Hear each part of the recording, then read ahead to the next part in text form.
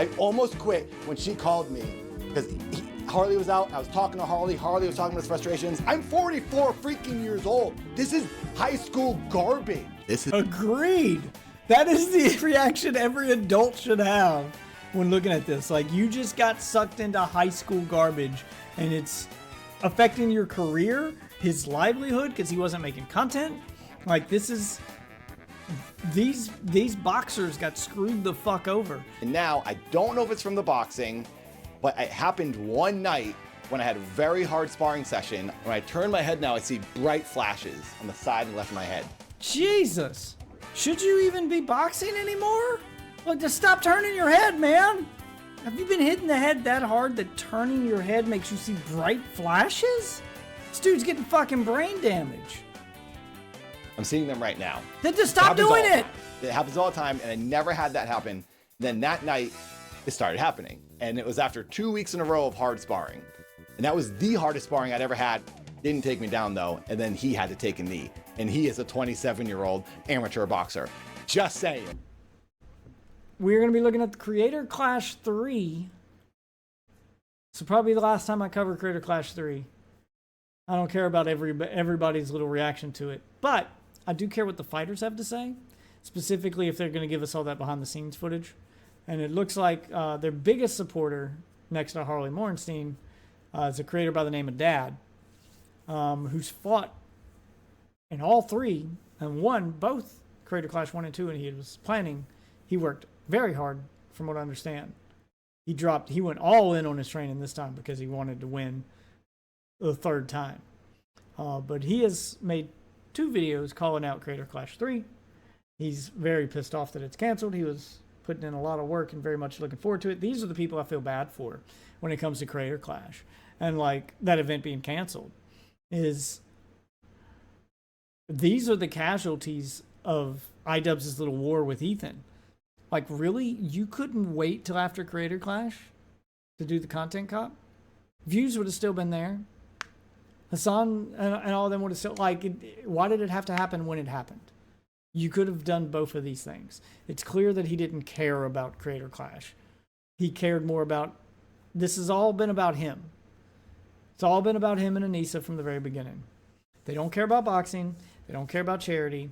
They cared about feeling like celebrities and feeling like they're relevant. That's why they did the gala. That's why they did the red carpet events. That's why they did the parties. That's why they talk about it like it's VidCon and not a boxing event, because it was all about their ego.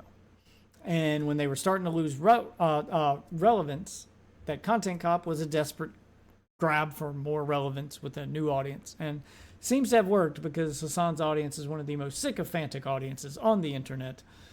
As they will just, they're a cult. All right, I'll just say it. They're a fucking cult. They even have a godlike name for him. I forget what it was, but I had to look it up like when we reacted to it. Is they have a name for him that literally translates to God in whatever language it comes from. It's a cult-like fan base, and he wanted access to that, and he got it. And he did so by throwing his boxing event and all of these other creators under the bus because he didn't communicate with them.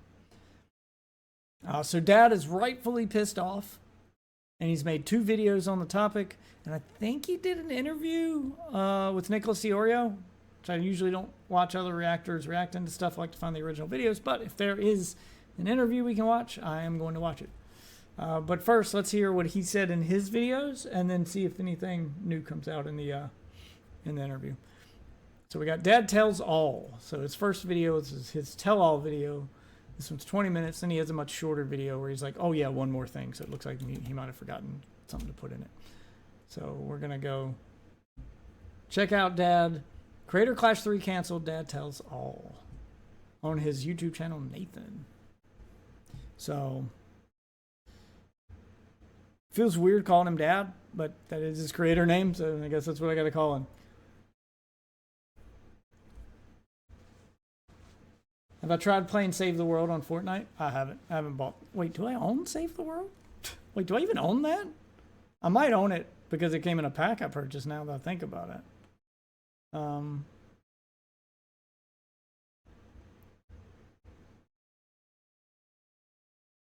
creators favorited.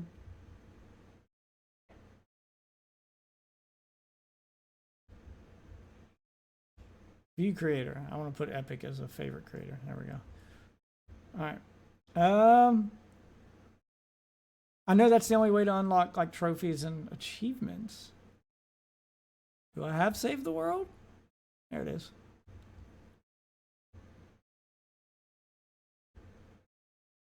Huh? It says it'll let me play it, so I guess I do have it. It doesn't. It's not asking me to purchase it. But no, I haven't tried playing it yet. I know this is originally what Fortnite was supposed to be before they did the Battle Royale mode as like an addition to the game, and the Battle Royale mode just became the game. So, and then it just evolved from there. Are they still actively like updating Save the World, or did they just kind of give up on that?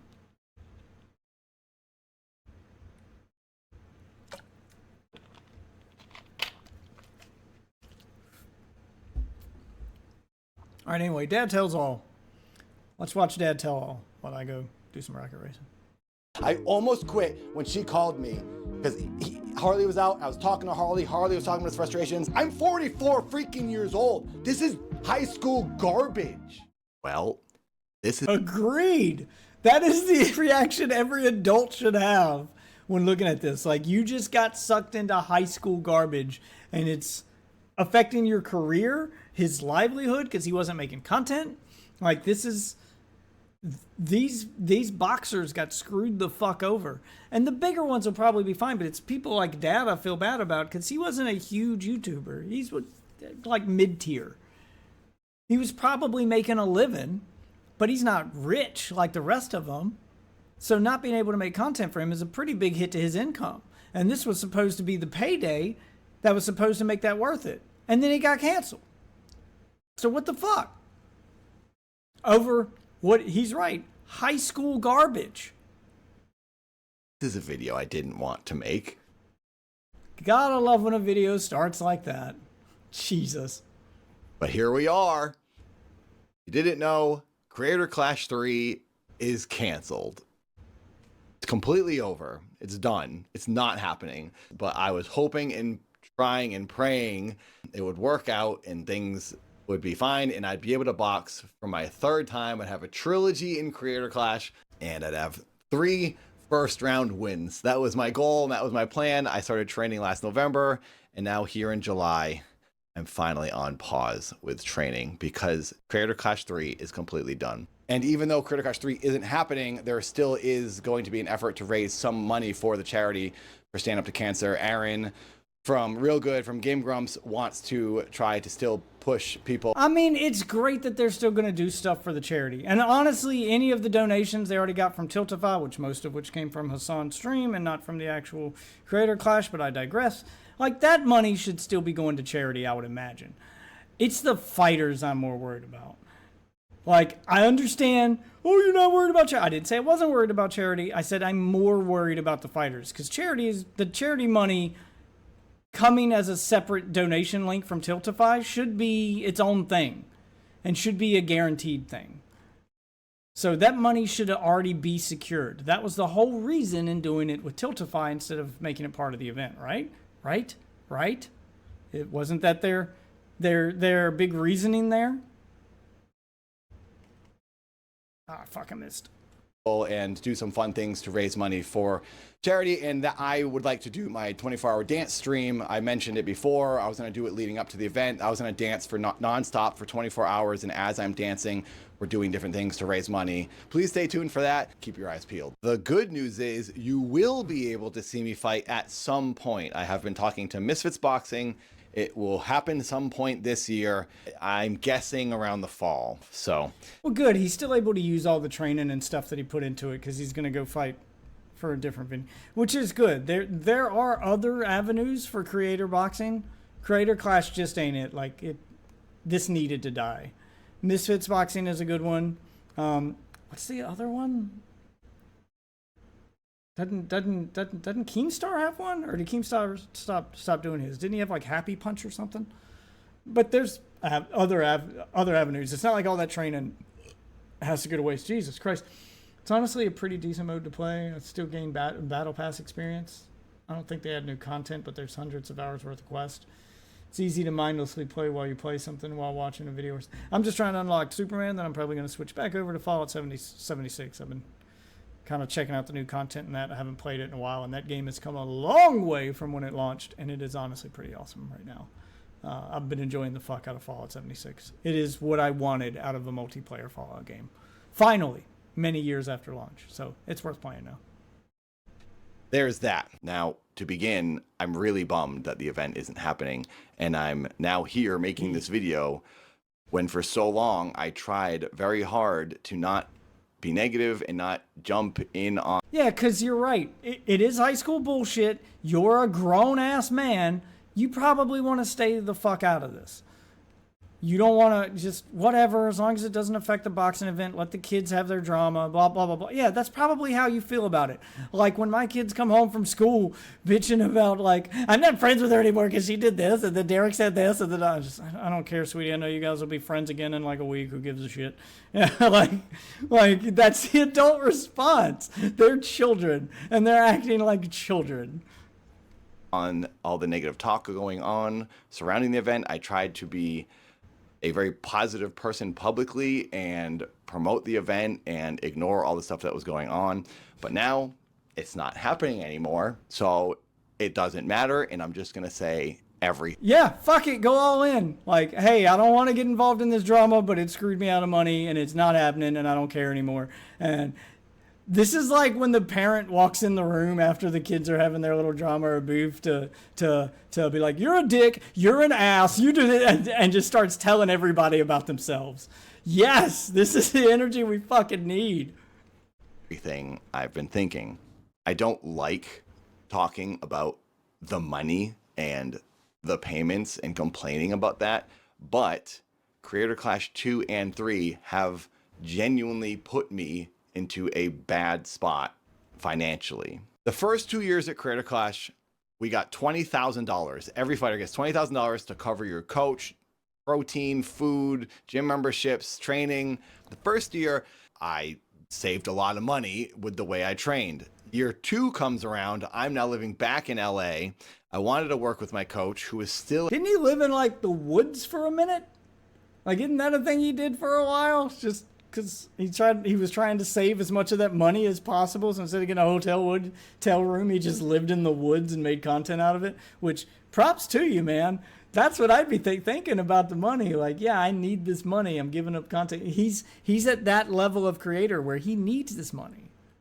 He's not doing it for profit, but he also can't give up his content to do this for free just for charity. He still has to get paid because he's giving up his income.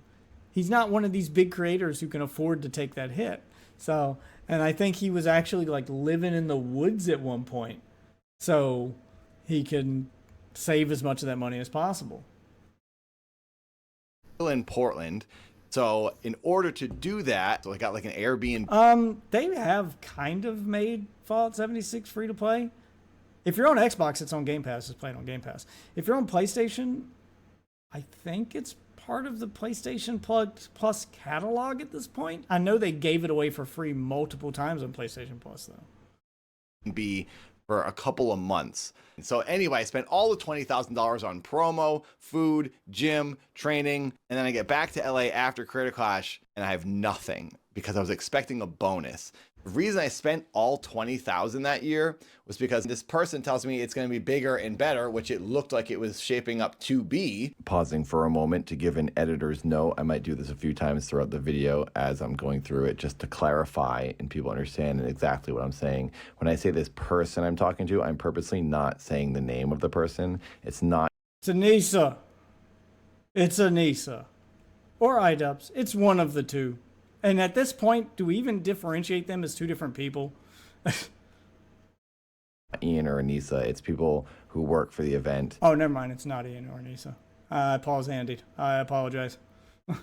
For the promotion company, the PR company, or Real Good Touring. So there's a lot of people who we're talking to. At this point, I'm talking about someone who works for the event that I don't want to publicly expose. And then I'll just take that $30,000 or $40,000 bonus. It'll be amazing. I'll get an actual paycheck. One more pause real quick. When I say $30,000 or $40,000 here regarding what I could potentially earn for the bonus for Creator Clash 2, that was purely speculation on my point. Since I earned $27,000 at Creator Clash 1, it's a bigger event. I'm thinking, okay, I'll earn possibly $40,000. So no one ever said that number to me. I'm just speculating, since it would be more possibly and probably than $27,000 from year 1. When we get back from Florida after Creator Clash 2, would make sense, especially if it's based off a percentage, as it was. I believe it was a percentage in Creator Clash 1, not a set number, which is why it came out to be some odd number like $23,000. Like, it wasn't a round number, so it ended up being something odd, which, you know, that's how percentages work. So he was definitely right to believe that the second event would work the same way as the first. Why wouldn't you believe that? we were at Marisha Ray's house, and she was having a party, and there is where Anisa told me, hey, there's no bonus. We didn't get any money from the pay-per-view. People like pirated it. There was people in Discords with 30,000 people watching it for free. So there was no money left over for the fighters to have a bonus.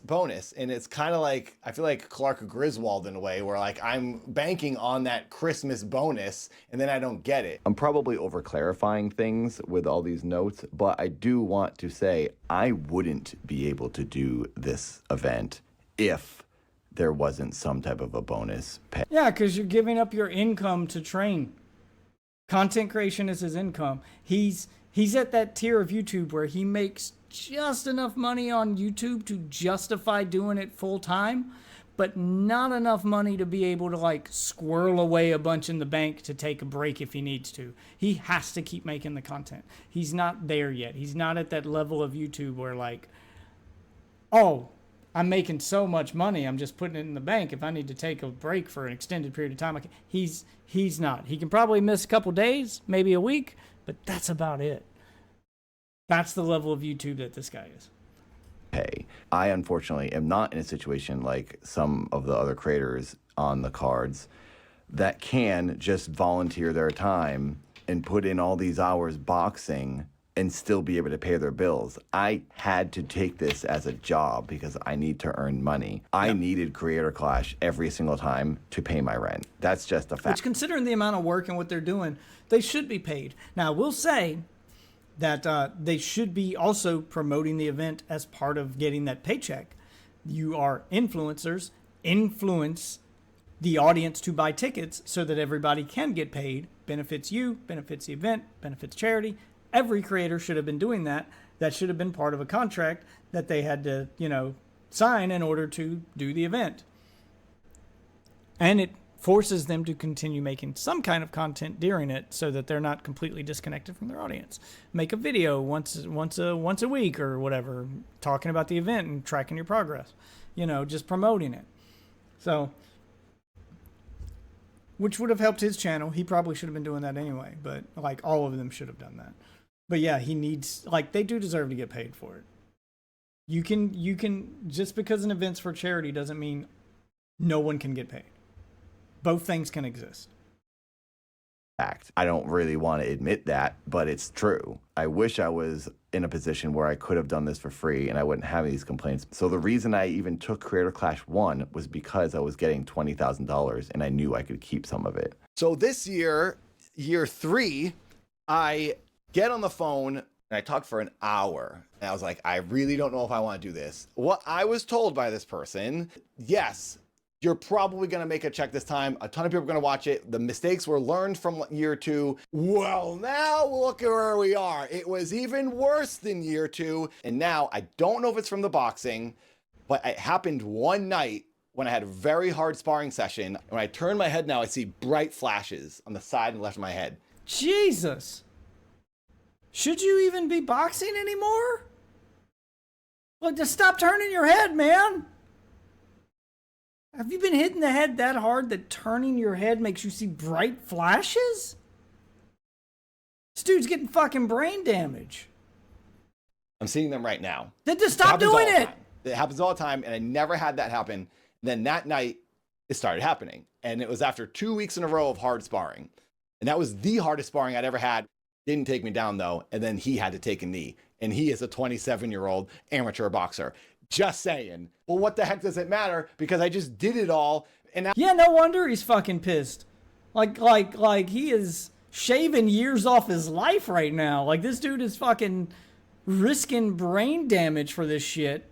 And they're more focused on a desert war 3,000 miles away and starting fucking high school internet drama. now I'm seeing flashing and my knees kill and I don't get anything for it. And there's no fight happening. One time during training not too long ago, my whole arm went numb again when I got hit by a shot. Now, that being said, this is boxing and I did sign up for it voluntarily. I'm aware of what happens in boxing. I'm aware you get injuries and I'm okay with that and I'm willing to accept them.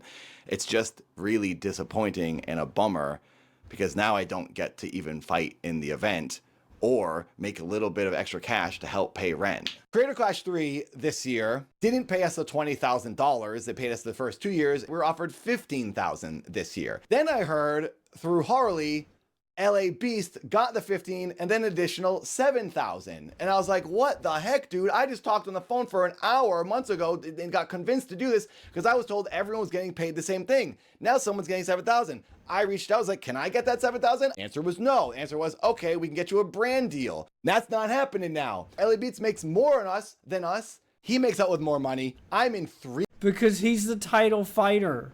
And he was probably threatening to quit. But you're not, like, God, that sucks. Like, they're literally playing popularity contest bullshit when they shouldn't. Like, it should be equal to all creators. I get it. He's a bigger creator. He's supposed to be drawing more people. But still, though. 3 of these freaking things. And I'm not blaming LA Beast. He got what he got because he asked for it. Why the heck did I not get it when I asked for it in the very, very beginning before the thing was even announced? Then I go camping. People on the internet were talking about this camping trip. The trip was set up by my coach as something he wanted to do in his life. He likes camping. And he thought, hey, you and Ren from Corridor and I trained together. And Okay, yeah, so he did go camping. He lived in the woods. He lived in the woods like a crazy person in order to save some of the money from the event last time because he wanted to keep as much of that money as possible. like, hey, I want to come. Ian came down from Seattle. He joined us. Odd Ones Out was there. Alex Ernst was there. Steven, another YouTube boxer, she was there. It was a bunch of us. On this camping trip is where Ian tells me, hey, I'm doing another content cop. And I was like, oh, that's cool. And he goes, yeah, it's on Ethan. And I was like, Ethan Klein? And he said, yeah, it's on Ethan Klein. And I thought, oh, no, why would you do that? The reason I was so concerned by this, Ethan and I had a very big misunderstanding for Creator Clash 2 with our promotion for the fight. I'm not going to tell this story again. I've told it in the past, but like everything. I don't know the story. Tell it again. I don't remember you and Ethan having some kind of beef, although it sounds like it was just a misunderstanding, but isn't that what most beefs are? It's fine with Ethan and I. It's all done. We've talked and we've messaged and we're all good. So when Ethan and I made up, I was so relieved. This like huge weight came off my shoulders. I was like, okay, I'm not at odds with somebody. Then Ian tells me, before Creator Clash 3 is about to happen, oh, I'm putting out a hit piece on Ethan Klein. And I'm thinking, oh my God, dude, why are you doing this? Did you think it or did you say it to him? Please tell me someone said this to him when he was talking about it. So clearly he talked about it before doing it with people that were going to be affected by it. Tell me someone tried to knock some sense into this moron. How do you guys have the balls to get into the ring and risk brain damage punching the shit out of each other and you can't stand up to fucking Idubbbz and tell him he's being an idiot? Why are you trying to cause trouble? Because now I'm thinking, this is going to ruin Creator Clash 3 and I'm going to get screwed. And you were right. You were 100% right. It was that obvious to everybody from the start. Again. Yes, I can tell him I'm concerned. I truly thought it was a work. It was like a WWE promo thing where like they were going to have a fake feud. You gave him credit. You gave him charity he didn't deserve. And make up. right before Creator Clash 3, genius promotion. I watch a lot of wrestling though, so I probably was thinking incorrectly because that wasn't the case at all. It was a real beef. I don't keep my ear to the ground when it comes to YouTube drama. I don't know what's going on. I don't know who's mad at who, and I don't care, and I don't want to know. I wish it was back in the 2010 days and everyone was... I like YouTube drama, but I can understand why a grown man like you wouldn't. And I'll agree, the 2010... I don't know, like back then it was, you make a video on me, then I respond to it with a video on you. Do you guys well, you guys are probably too young. I realize a lot of people who watch my channel are younger generation. But back in the day, YouTube had this feature that I think they could benefit from now, especially considering that like the H3 podcast is the second biggest podcast on their platform, and the stuff that gets the most, like, there's a lot of views and money in this. But back in the day, they had this feature where you'd make a video talking about somebody or whatever, and they could... TikTok has this feature, and for some reason YouTube still doesn't, but they had this feature where you could hit the video reply button. So instead of leaving a comment, you could hit that button and it would automatically link it on their channel that somebody left a reply to them as a video, which I'm not sure how it would work if they had a bunch of them, but I do know that like it, you know, it would like put the top ones up there, like the one with the most views would show directly under the video, like in the video description, it would say this creator has replied, and then boom, you could like link yourself to them if you were the creator being talked about, and you could reply to them with the video. So it was just videos going back and forth, people replying with videos. Was doing sketches and stupid characters, and we lived in simpler times watching someone talk about a Game Boy Advance game. I will say, if you're new here, please subscribe and check out my new talk show that's filmed here in this television studio. Top of the line production quality going on in here, and I love doing it. And you can be an audience member. You can call in and you can talk to me and be on the show. I might do that for content. We might be calling Dad, depending on what he wants to talk about. It sounds like he's not big into drama, but I don't know what I'd talk about with him, but maybe if I could get him to talk about some drama once he sees the sweet, sweet views it'll get him. I don't know. We'll see. So Ian and I are walking around getting firewood, and he's like, yeah, Ethan said a bunch of stuff about me and Anisa, and I need to respond to him, so I'm going to make a content cop. He puts the thing out, and he screws every single person. He screws Real Good Touring, all the business professionals who are making this event with him. He screws me. He screws every other boxer. Everyone was screwed from Ian's dumb video because he couldn't wait 2 months. And here's the thing. I'm not going to tell someone what to make, even though... You should! It affected your income and your well-being. You had every right. If anyone had a right to tell him what he can and can't make and give him advice on his content, it was you, motherfucker. It was you and every other fighter or person involved. I don't like drama and negative content. My dog's barking. I think I just scared my dog. It's okay, son. There's nobody up here. You can go back downstairs. Calm down. Calm down. Calm down. I'm okay. I'm not being attacked. I'm just angry at the internet. Jesus. Sorry, scared the dog. It's not my place to do that. So I chose not to do that. At some point after the Content Cop video, my friend Yoda talks to me and says, all this crazy stuff's going on with Ethan from H3. Child Services is being called on him. He's getting human skulls mailed to his house. I didn't know what any of that was about. Crazy shit that you definitely should have questioned. Especially seeing as how you are a person directly affected by all this. But I felt bad for him because it sounded insane. So I went to an H3. Thank you! That's the normal person response to hearing that crazy shit, is to feel bad for the person it's happening to. Thank you. Holy fuck, a normal person. Live stream and donated $20 and left a comment to try and say something. Oh, you donated to H3? This makes you the bad guy? I don't think he realized the fucking minefield he just stepped in. And it shouldn't be, because that's the normal response, is when you hear something crazy to feel bad for somebody. Thing positive. I also said I was bummed about the content cop video and confused on how to move forward. Now, And now the children who were making childish videos are going to respond like children, because you just picked a side, Dad. I didn't realize he was in like Ethan's chat actually like donating. God damn it, I hate when they put the fucking slow down shit at the edge of the fucking thing. Fuck you.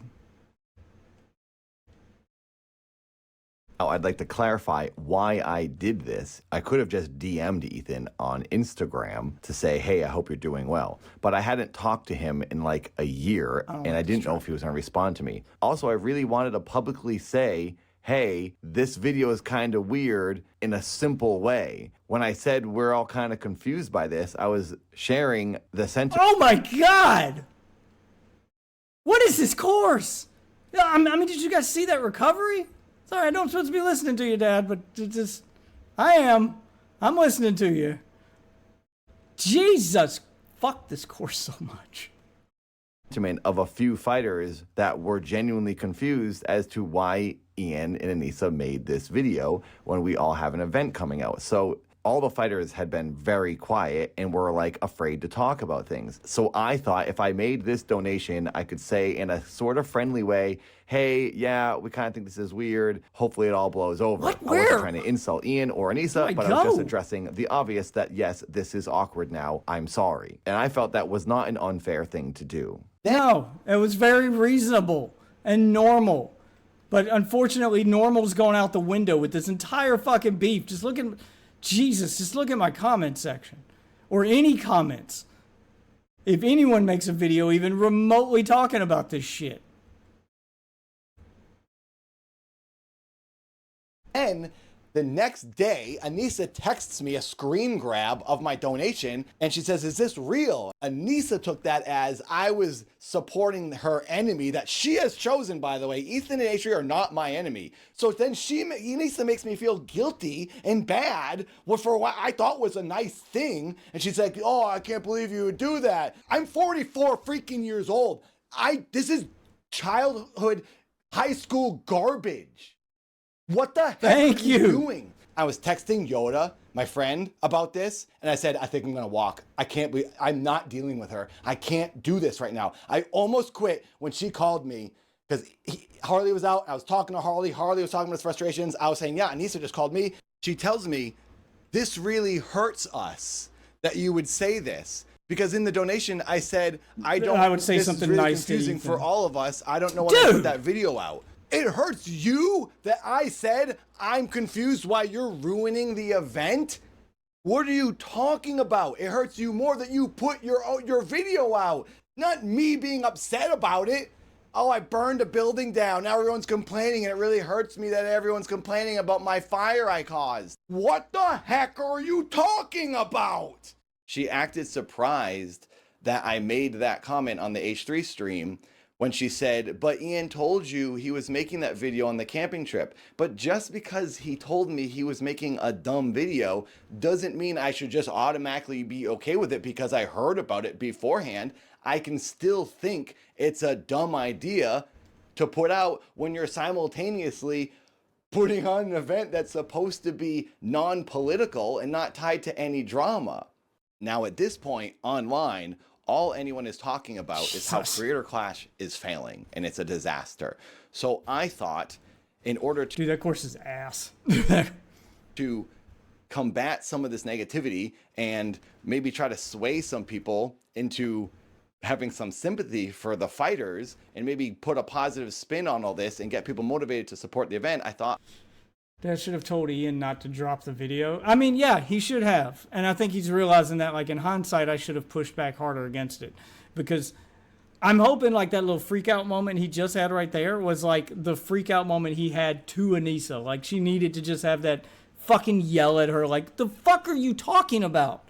But that would just reinforce her idea that you've picked the wrong side because, Jesus Christ, the way they acted. He's right, it is high school garbage.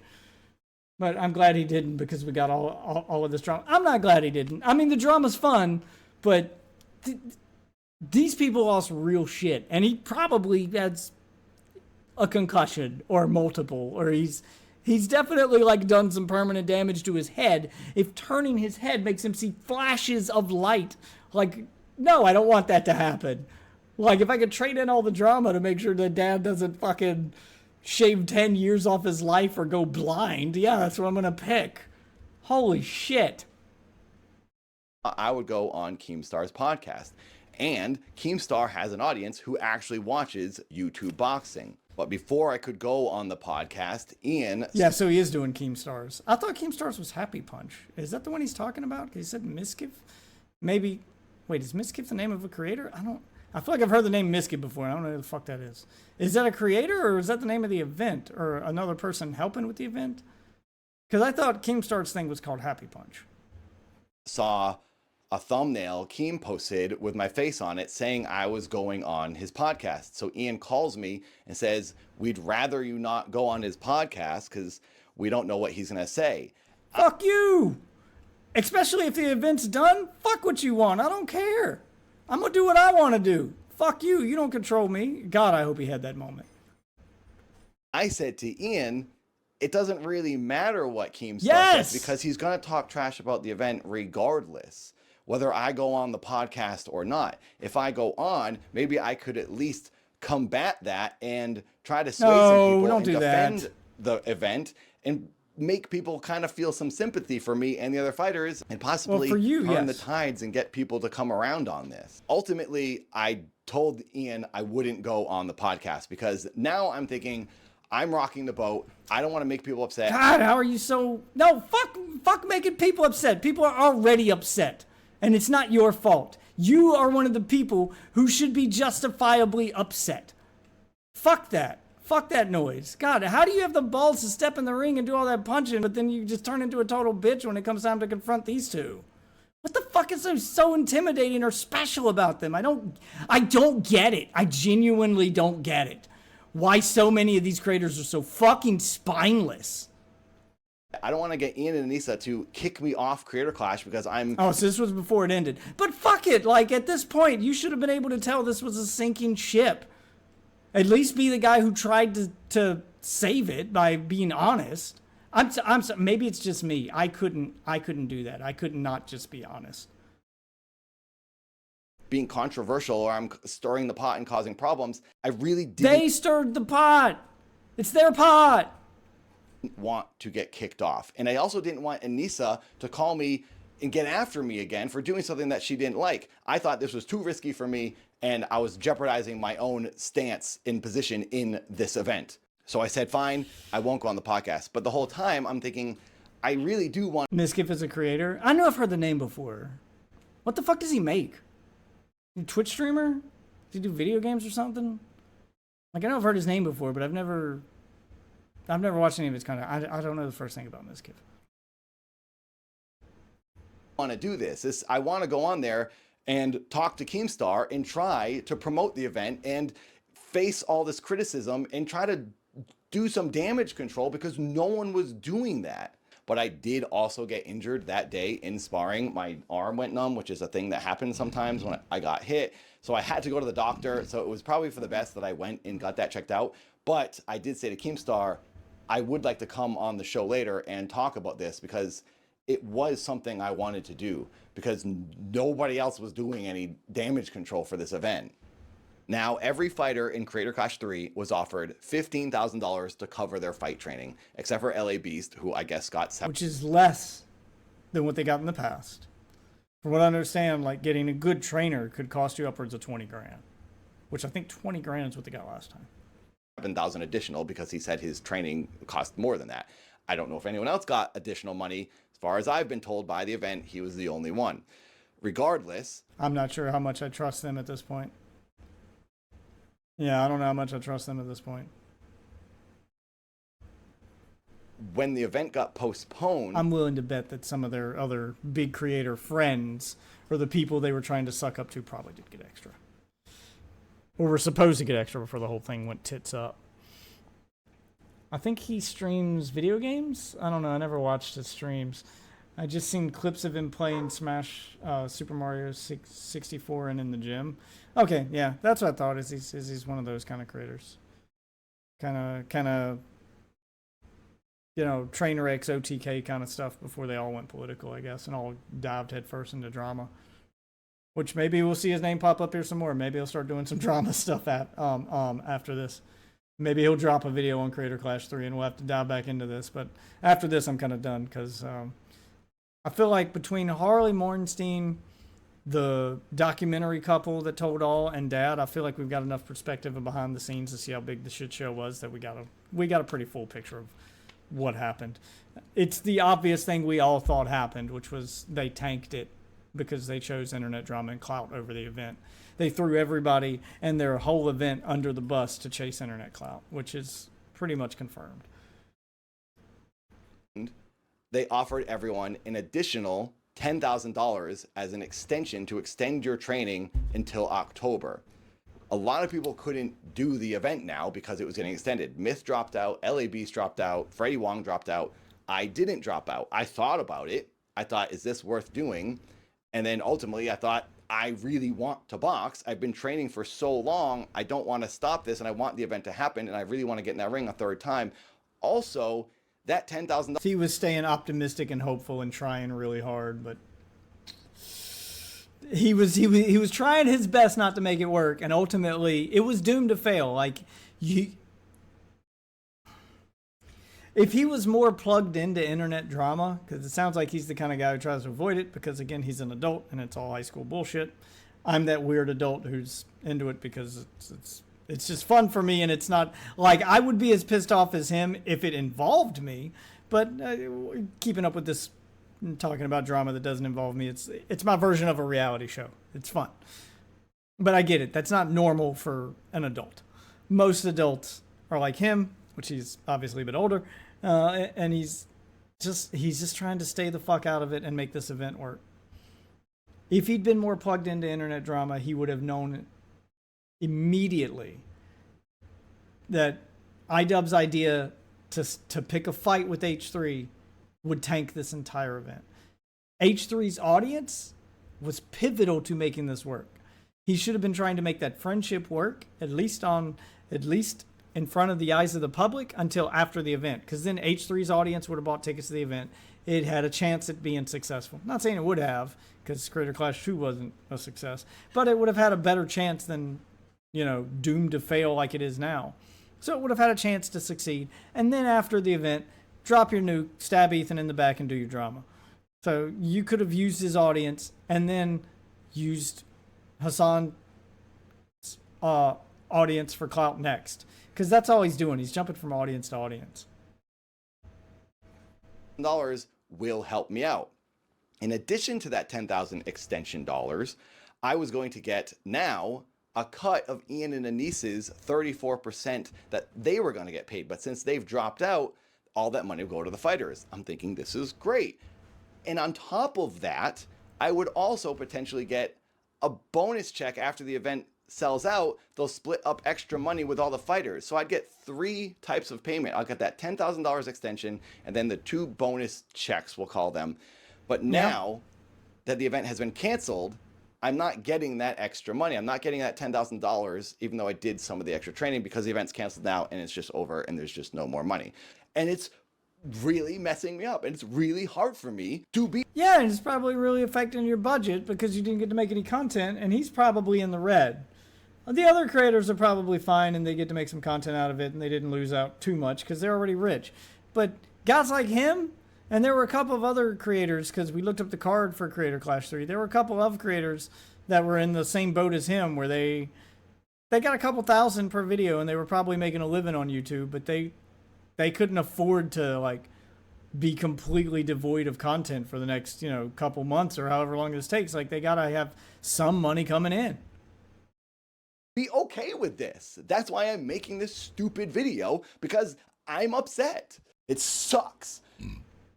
I put my heart into this. I got freaking beat hard this year, harder than I ever had. And I thought, I'm going to do this. I'm going to train like a freaking professional. Keep my You know, little did you know you were the only one trying to be professional about this, bud. That's got to suck too, man. God, I can fucking feel the guy's pain, man. That sucks. Head down, avoid this drama, and now here I am, screwed. At this point, I just started getting too worked up, so I'm now just ending the video. When I filmed this, I just sort of spilled my guts and got kind of worked up. Then I remembered more things I wanted to say, and I tried to compose myself a little bit better, so the video's a bit wild. The last thing I want to say is that I always tried to be respectful of them, publicly and personally, when I was talking to them. Respect is earned, not given, and they clearly haven't done anything to earn that respect. I've always given them the benefit of the doubt and never really wanted to place blame on them or anyone. And then it turns out they were just talking trash about me behind my back. Ian's coach said on H3 that they used to say I was weird and talk trash about me, and then I also heard the same thing from Froggy Fresh 2 years ago. I don't care if people think I'm weird because I do make weird videos. I like being different and unique. I'm used to people saying I'm weird. I was just very surprised that it was happening by 2 other creative people. I thought People who've made way weirder shit than you have, who you would think would understand. Yeah, all of these should have been red flags to you. I hate to say it. You were too nice. You were too nice and you got walked on. I'm not saying you should be a nice guy. I'm a nice guy. I know I don't come off that way on the internet, but I promise in real life I'm a pretty nice guy. But there's a line. You gotta, at some point, you've got to say this is the line, and if you cross it, I will push back. Like I'm nice up to a point. If I feel I'm being taken advantage of, then that niceness stops. It sounds like Dad never had that moment, and he's realizing now he should have. I thought they were like me, and I didn't expect them to make fun of me for being different. I thought that was the point of Creator Clash, was to gather the unique people and put them in a boxing ring. I guess not. So there you go. That's everything. That's my side of things, and that's how I feel. I'm a little embarrassed to even put this video out and join in on this like conversation and expose myself and show myself as getting worked up, but I'm choosing to put it out and I'm choosing to leave that stuff in because that's how I feel and it's real and this is what... Yeah, you should leave it in. The world should know, like, the world should get to see the fucking effect that their actions had on other people. All of this has done... As much as they like to play themselves as the main characters here, this ain't about them. They weren't even boxing in this one or participating. This one wasn't about them, and it never should have been. To me, and it's made me act this way and feel this way. But it's all over. It's done, and we don't have to think about it anymore. You can see me box on Misfits soon. I will give you updates on that once I have them. And thanks for listening. Thanks for watching. Don't expect any more videos like this. I'm never going to do this again. But he did do this again. There's another one after this one. Bye. So there's another one. He did do this again. And it's nowhere near as long. It's only like 5 minutes. But he was like, one last thing. It's literally the name of the video. So I'm curious, after everything you've put in there, and you poured your heart and soul into that one, what could you have possibly have forgotten, Dad? Let's find out. Let's see what Dad forgot. All right, we got one more. Oh, one more again. And then there was one other thing I was going to look up in responses. Oh, right, the interview he did with Nicholas DeOrio. All right, but anyway. Hello. Welcome back. Here I am, doing exactly what I said I wouldn't do. Okay. Just kidding. I'm not doing it. I'm not going to make a whole other video about Creator Clash, but I will tell you some things. The first thing I will tell you, this Friday, I'm doing a week-long stream. I'm going to try to do it on YouTube and Twitch. Might end up doing it just on Twitch, but please follow my Twitch, if not already. I will be streaming for a week straight. I might do some boxing on that stream, outside, doing some hot tub pool activities, doing some barbecue things, in here playing games, having dance parties. I will be doing anything and everything under the sun for about a week straight, maybe longer. And I've done this in the past. I streamed for 33 days straight. I beat Ludwig by 2 days. That happened a couple years ago. It was a lot of fun. It did a lot of things, and I'm planning on doing it again. So starting this Friday, please come by and hang out. Something I feel like I should answer here and now is my eye. People have been concerned about my eyes and what happened when I'm seeing. Yeah, I mean, I think you might go blind, but flashing lights when you turn your head, that's not a good sign. The flashes. I mean, I'm not a doctor, but I'm pretty sure that's not supposed to happen. Trust me, I got it checked the second it was happening. That day, I went to the eye doctor and I did a ton. Okay, yeah, definitely should have said that in the last video, man. You had everybody worried, me included. I'm like, Jesus Christ, this guy's killing himself out there for this event that's definitely not worth that much effort. Of tests. Thank you for the concern, by the way. What I have is right here. This is from my doctor. After many, many tests, check lots of things. My retina is not detaching from my head. What I have is posterior vitreous separation. It's the lining around your eye gets thinner and there causes a separation as you age. Also, you get floaters. I've always seen floaters in my eyes. I'm sure it's not great to get punched in the head for many reasons. So yeah, sure. But I'm not going blind. Everything's cool. Thank you for your concern. I did get it checked. Now, there have been a lot of comments and questions that I would like to answer. Oh, good. At least you're not going blind. Floaters. Does he mean like the little floating dots you see? Because I saw a bunch of those right before I lost my vision when I got dehydrated during that field day where I spent the whole day out in like 100-degree weather. And I was an idiot and didn't bring a water bottle and didn't have anything to drink. And yes, I dehydrated. Never dehydrated to the point I passed out in my life before, but that was an experience. I started seeing the little floaters, and that's when I freaked out and started walking towards my wife. And then the floaters got bigger, and then they eventually took over my entire vision, and I couldn't see. I just went blind. Temporarily, I'm fine. Things I do have answers for, but I just can't do it here because it's a lot. So I'll put this out there. If there's anyone who would like to talk, have an interview or whatever, like Nicholas DiOrio or some of these other channels that have been covering this, I could come on a stream or a show of anyone's and just kind of get it all out. Mostly just answers to what you've been asking, like why I did get into it, why a lot of the other boxers got into Crit Crash 3 knowing it was a risk and probably a good chance it could be a failure. I have good reason for why I did that. I mean, I touched on that a little bit, I thought, in my video, but it seems to be there's a lot of stuff people are asking.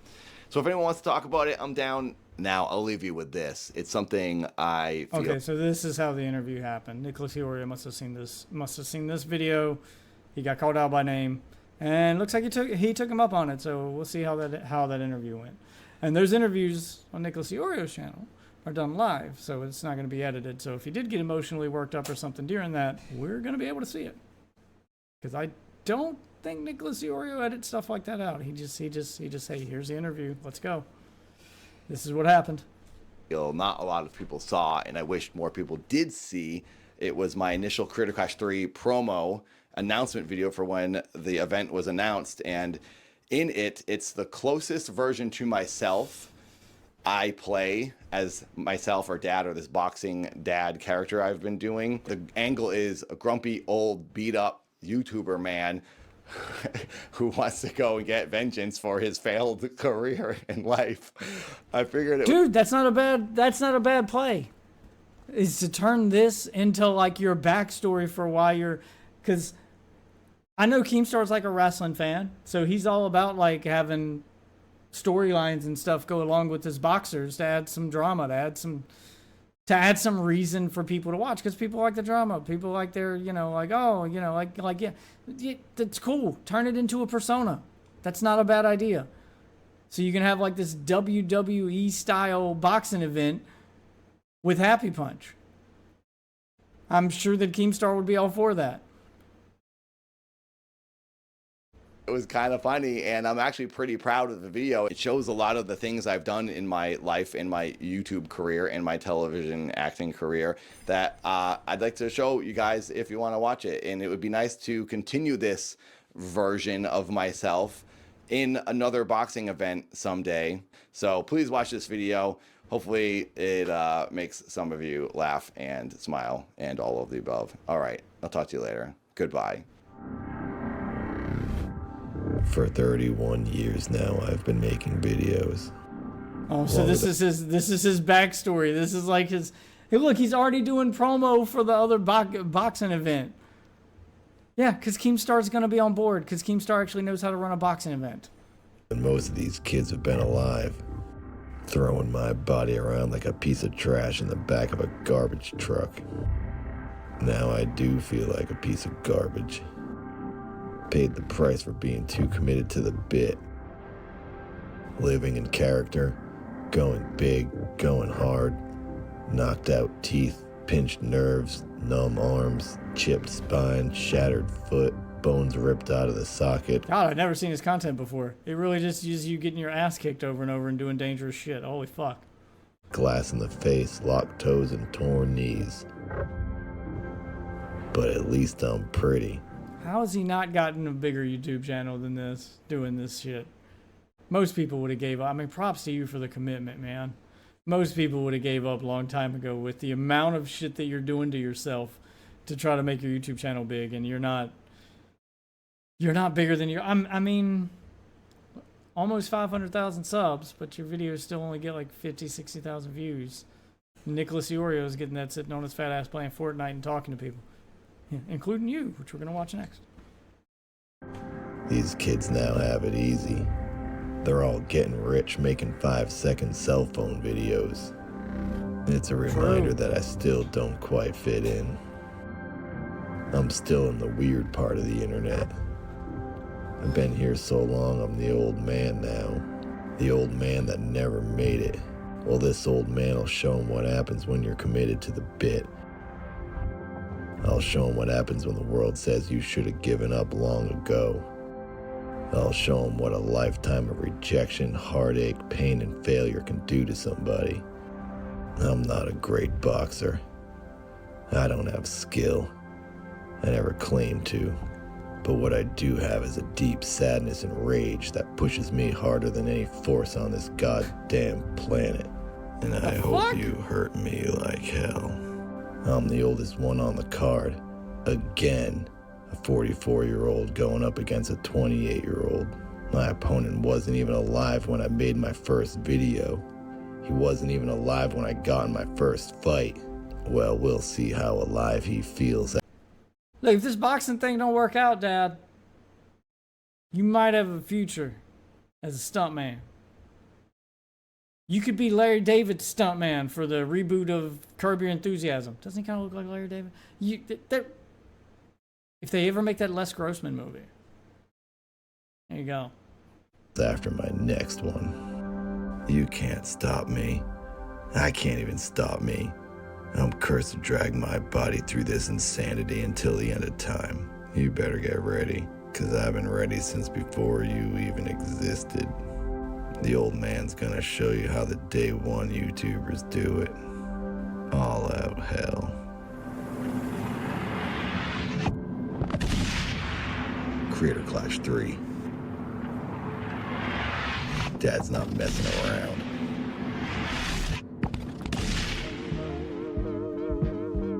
Yeah, that's how you make a promo for it. That's what all the creators should have been doing. So he had promos ready to go and everything for Creator Clash 3. Like, this is a guy who really put everything into this. And he's the one I feel bad for, because he just got fucked over. All right, Jesus, this is a 3-hour-long interview. Is that the whole thing? Well, we'll see how it goes. Maybe it's not dead the whole time. I don't think he did a 3-hour-long interview, but we'll see. I saw a video of a boxing match. Jesus. All right. So he apparently does a video. He apparently does a fucking. Oh shit. Oh fuck. Look at that. Booyah.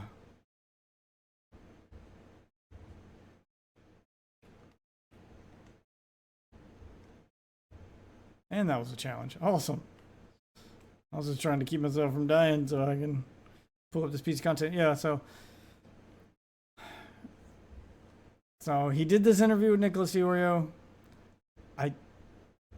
It's a 3-hour long video, but I think it may just be a clip from his live stream. So if it's not the whole live stream, if it's not this whole video, then we'll just skip to the part where he is actually talking to Nick. Jesus, how'd I get one shot? Oh, fucking crazy ass shotgun. Of course, because everybody gets power weapons and just insta wins. Yay, Fortnite. All right. Anyway, let's hear it out. I saw a video of a boxing match between a father and a son. It made me so sad. Oh my God, did he think Dad meant that he was actually the dad of... Joe Rogan's a fucking idiot. Holy fuck. That's funny. That's funny. Because there's this young kid. He looks like he's probably like 17 or 18, and the father's 42. Dad, we're very, very excited to have you here. You're a literal machine. It even says YouTube channel Dad underneath it. Like, it's just... They're just calling him by his YouTube name. God, Joe Rogan's an idiot. Ready to Matt Watson. How do you feel? I feel ready to obliterate. And he celebrates after he knocks his son out. Because first of all, I'm like, that kid has brain damage now. 100%. Maybe it's just a little. Maybe he'll be fine. Maybe he'll get over it. You don't tee off on your son's face on television. Jamie, you gonna step in and correct him? Isn't that like your fucking job? You just let him keep going. And he's just so confidently wrong. It's funny to see him make such a simple mistake and just roll with it. And Jamie's just letting him roll with it.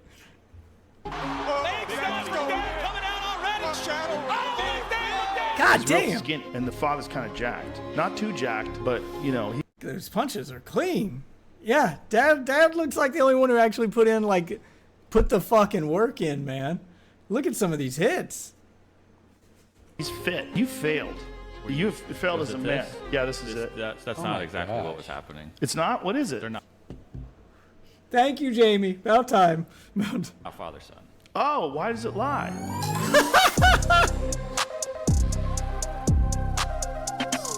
And ladies and gentlemen, why does it lie? It didn't lie. You misunderstood. It's a different thing.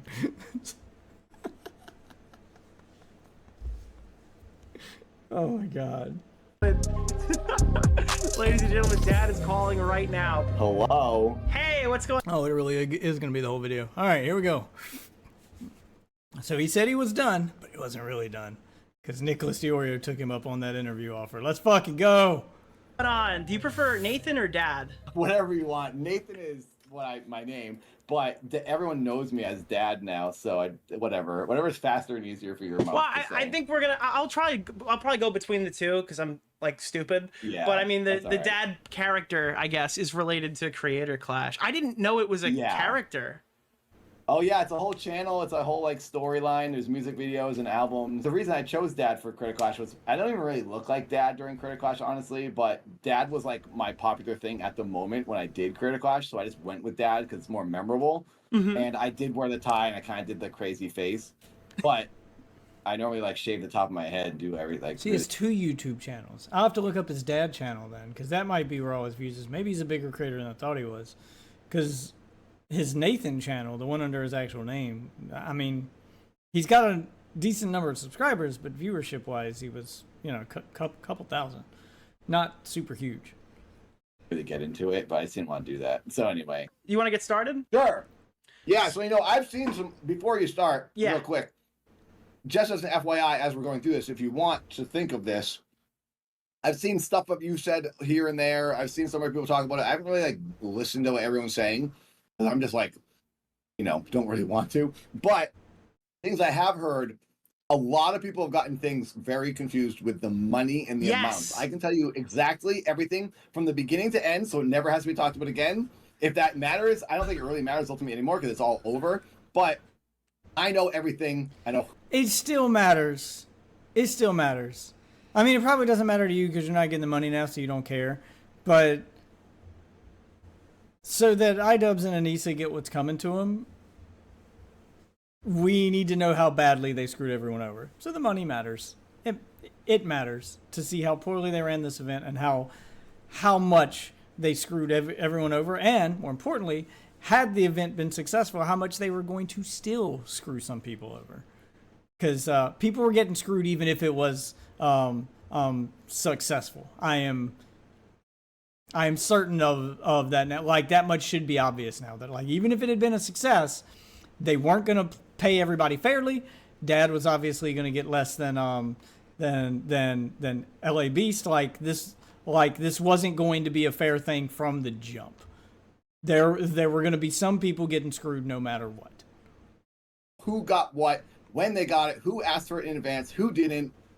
I'm pretty sure I know. I won't say I know everything, but I know a good amount. Dude, this is music to my ears, because every time another person would speak out about it, there would be different numbers every single time. It would be like, we would hear a new number for the first time, I would lose my mind.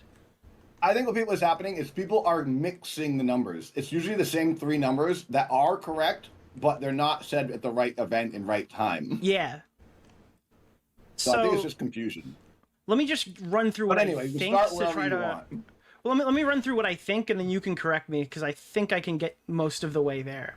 In Creator Clash 1, was it 15 grand stipend that would be reimbursed to fighters, right? Jesus. 20. Everyone got 20 for the first 2 years. Oh, I'm already wrong. 20. It was 2020 and then 15. That was it. Yes, 20 for both first 2 years, and then the third year was the only time it changed. It went down 5,000 for year 3. Okay. Yeah, so I was right. So it was 20 for the first 2 years, which a lot of them said 20 was like the price of training, and then this time they weren't even going to give them like the full 20, or some of them, as we learn later, some of them did get that full 20. Understood. Now, and then some. One mechanic on this that we didn't really understand is why it always seemed like some fighters got paid straight away and some fighters didn't get paid until it was a reimbursement at the end. How was that structured, if you know? So what I was told from the beginning, Creator Clash 1, they said, hey, everyone, go do your training. Know that you're going to get 20,000 after you do your fight, after you finish your contractually obligated task of boxing in the ring. You will be sent about 30 days later your $20,000. But if anyone didn't have the capital to cover themselves, it was offered that they could have it early. I'm pretty sure, unless it was private, and I don't know, I don't think anyone at Creator Clash 2 got their money early. I thought about it, and I realized I think I can cover it. At 2 or 1? Fine. 1. This is Creator Clash 1. Okay, yeah. I don't think anyone got it early, but everyone got 20,000 after the fight was done. Okay. Creator Clash 2, 20,000 again was offered, and I think Froggy Fresh was the only person that took it early. Yeah, and I remember because like took part of it or something. Alana Pierce had said like she didn't even know people were getting a fighter purse, and I didn't know why she said that, because she had gotten involved in the drama on her own end, and she was like, I no one else has gotten this, so I guess the misunderstanding is that he had gotten his early. Okay, yeah, I think Froggy. By the way, I'm trying to monitor my mic to my chat. I know it's going up and down. I'm trying really hard to keep it. Yeah. It just did it again. It won't stay. It's like, no, I want to turn down. It won't. Let me just go to OBS and turn up the. I can tell him how to fix that. I know Nicholas isn't going to tell him because he doesn't know. But any of you having this problem, because I'm an IT guy, that's problem. I'm not sure what he's using. Well, it doesn't matter. It's Chrome. Chrome will take exclusive control of your microphone and adjust it. So even if you're not using Chrome for whatever you're talking on, if Chrome has control of your microphone, it will auto adjust based on your volume. So if you talk too loud, it'll try to turn it down. Like Chrome, for some reason, will adjust your microphone. I used to have that problem on this stream. You have to go into Chrome and you have to basically like take away Chrome's permissions to adjust your microphone level. So if you go into your microphone, actually, it may not be Chrome. It could be a number of different ones. I think Discord used to do it too. But if you go into your microphone settings on Windows, and you'll look when you hear that happen, go into the Windows microphone settings, go to levels, and you'll see that its volume has been turned down. Turn it all the way back up and uncheck the box for give applications control over this device so that they can use it but can't control it. And then the volume will stay where you put it. The decibels. Oh. Yes, Froggy, I think, was the only person at Creator Clash 2 to get see, it just did it again. money early. because he's peaking. He's talking too loud. Some of his words are peaking. They're hitting the red zone, and it's automatically turning his volume down. But it won't turn it back up, or maybe it will if Discord has normalization. Anyway, you don't want programs to constantly be turning your microphone up and down. None of those programs ever work as intended, where they try to keep you at a steady volume. It just ends up sounding like this. So turn that feature off. It's a Windows feature. I almost did it again then. It keeps turning down. I was thinking about doing it, but I didn't. Criticash 3, I did ask for early because I was like, I'm not getting screwed this time. Oh, so you got How does paid. that sound? I should think about it. So I got paid early. I don't want to say Harley did, but I think Harley did. Harley confirmed to me that he did, yes. Because Harley and I were both like, this is probably not going to happen. Let's get the money before it gets canceled. So I did get my $15,000 for Criticash 3. Year 3. Wait, was that actually a conversation? You're like, there's a pretty solid chance this thing is gonna blow up, so we better get the money as quickly as possible. It was a conversation I had. The person I had that's convincing me to join or asked me to join, that person at the whole company, not Ian or Anisa, had a long conversation with this person saying, I don't know if I want to do this because I'm really tired now after getting beaten up so much in my life. I did the Game Grumps tour twice. I was talking about how my body was just tired from the last 2 years of touring. I like jumped off the stage every night, diving over the audience. Like, I beat myself up for the Game Grumps tour the last 2 years. And this was right after Criticash 2. So I went from 2 years of boxing into 2 years of touring. And I go really hard. I like do backflips and front flips on stage. I dive into trash cans. I just kind of go bonkers. I jump off the balcony. Yeah, you don't seem like a passenger. You seem like, even in your fights, you look like one of the few people who actually trained to be there. Yeah, I was saying that earlier. Like, those hits look like someone who's been taught how to punch. Like, his form is good. Like he put the work in and it shows. Literally trained. That's why year 2 messed me up so much, because I trained like a professional boxer and I did not do anything else in my life for Criticash 2. I moved to Portland. And I know this is on me. I'm very well aware. And I know people have said they don't have sympathy for me, and I don't expect them to or want them to, because I chose to do this. And when I do complain about, I didn't have any money, I can only... This is what honesty sounds like. Just listen to the way he talks and takes ownership over stuff compared to the way Idubbbz and Anisa talk about the event and try to like force the blame onto other people. He just straight up says, I chose to do this. It's my choice. I don't expect people to have sympathy, but this is why. That's it. That's all you got to do. That's all you got to do to take some ownership. You ain't got to do a whole fucking apology tour. You ain't got to do all of that shit. Just say, hey, it was my choice. I did this, and I realized I could have done it better. Just own it. Blame myself, but I can still be bummed about it, and which I am, because I was hoping for this dangling carrot of getting a bonus, which seemed pretty realistic. I was going to get it. Before we get to where we're at, I don't mean to cut you off, but let's kind of cut me off a lot because I ramble. So please, that's fine. We're gonna get to the bonuses and stuff too, but I want to establish the Creator Clash like money line while we have you. Okay. So for Creator Clash 1, we obviously are talking about the fighter purse. That's separate from any bonuses or any percentages that are being given due to like pay-per-view costs and such. Now. For Creator Clash 1, you said $20,000 to every fighter was their fighter pay. What do you think about the 20? Do you think the 20 grand is required to run an event like this? Yes. I will say this. I'm going to say yes. $20,000 is a lot of money. I am aware that's a lot of money. After realizing and going through it, year 1 and 2, that money is gone in weeks when you properly train for a boxing match. And I know a lot of people think it's too much money. I promise you, it's not. And I'm a frugal person. Boxing coaches charge like $10,000 to start.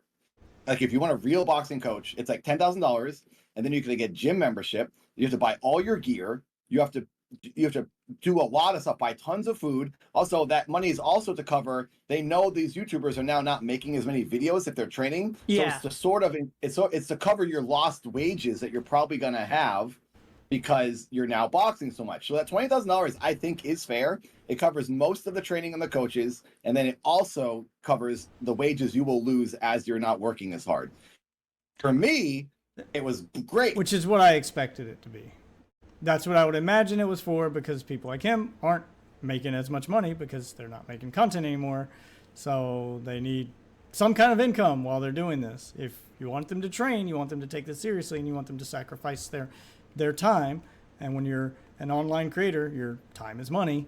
Then yeah, you're gonna have to fucking pay them. Because I don't make that much money. Mm-hmm. Thank you guys for these memberships and donations.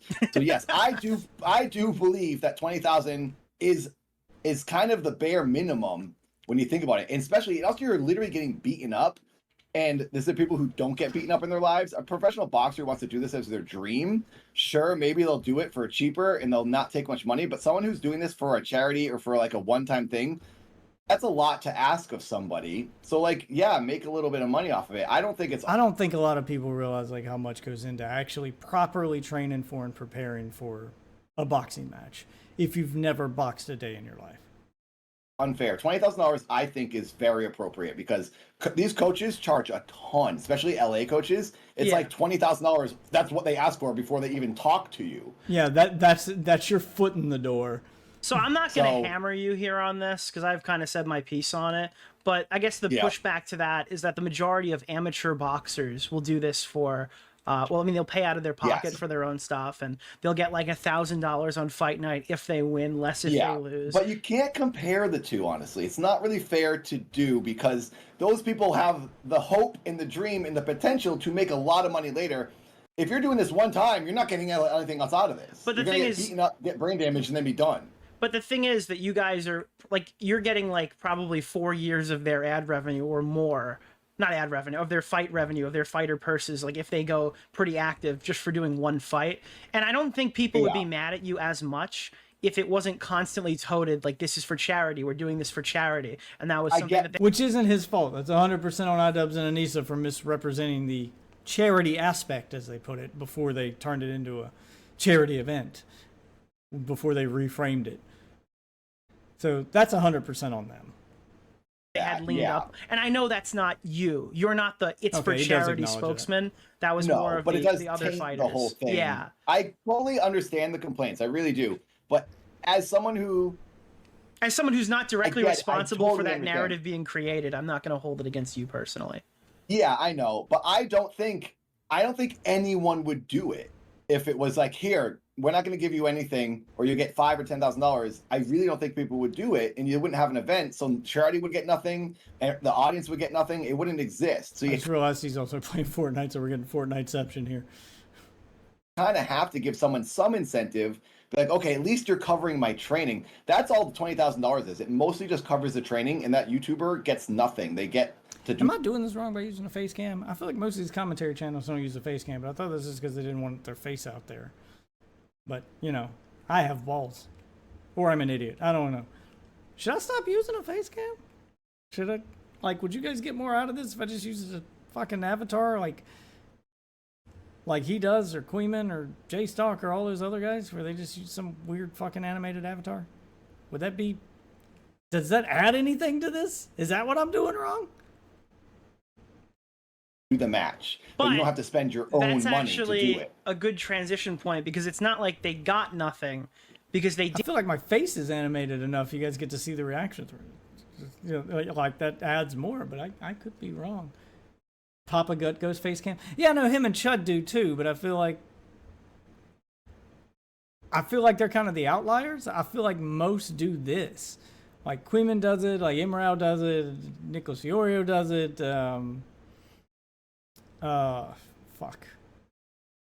J-Stock does it. Like a lot of them just go the avatar route. I feel like there's something said to having it feels I don't know. To me, it feels like it's more genuine if your face is on there because you're willing to put your face to it.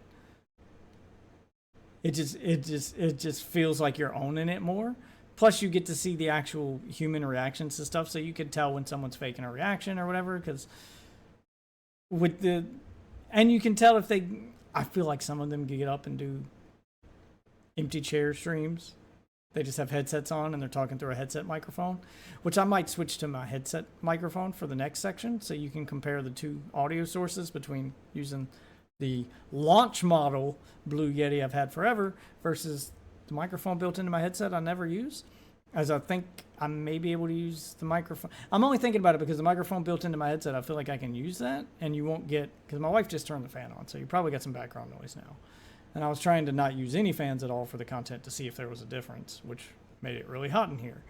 So I'm trying to find a way that okay, maybe I can still use the AC with this, because this, I can make it super sensitive so it's only picking up the sound right in front of it, and then it won't pick up that background noise. Maybe that can help with the background noise, but I feel like my voice won't be as crisp or clear through it. Anyway, we'll finish out this segment with this microphone, and the next segment I'll do with this microphone, and we'll see. You can tell me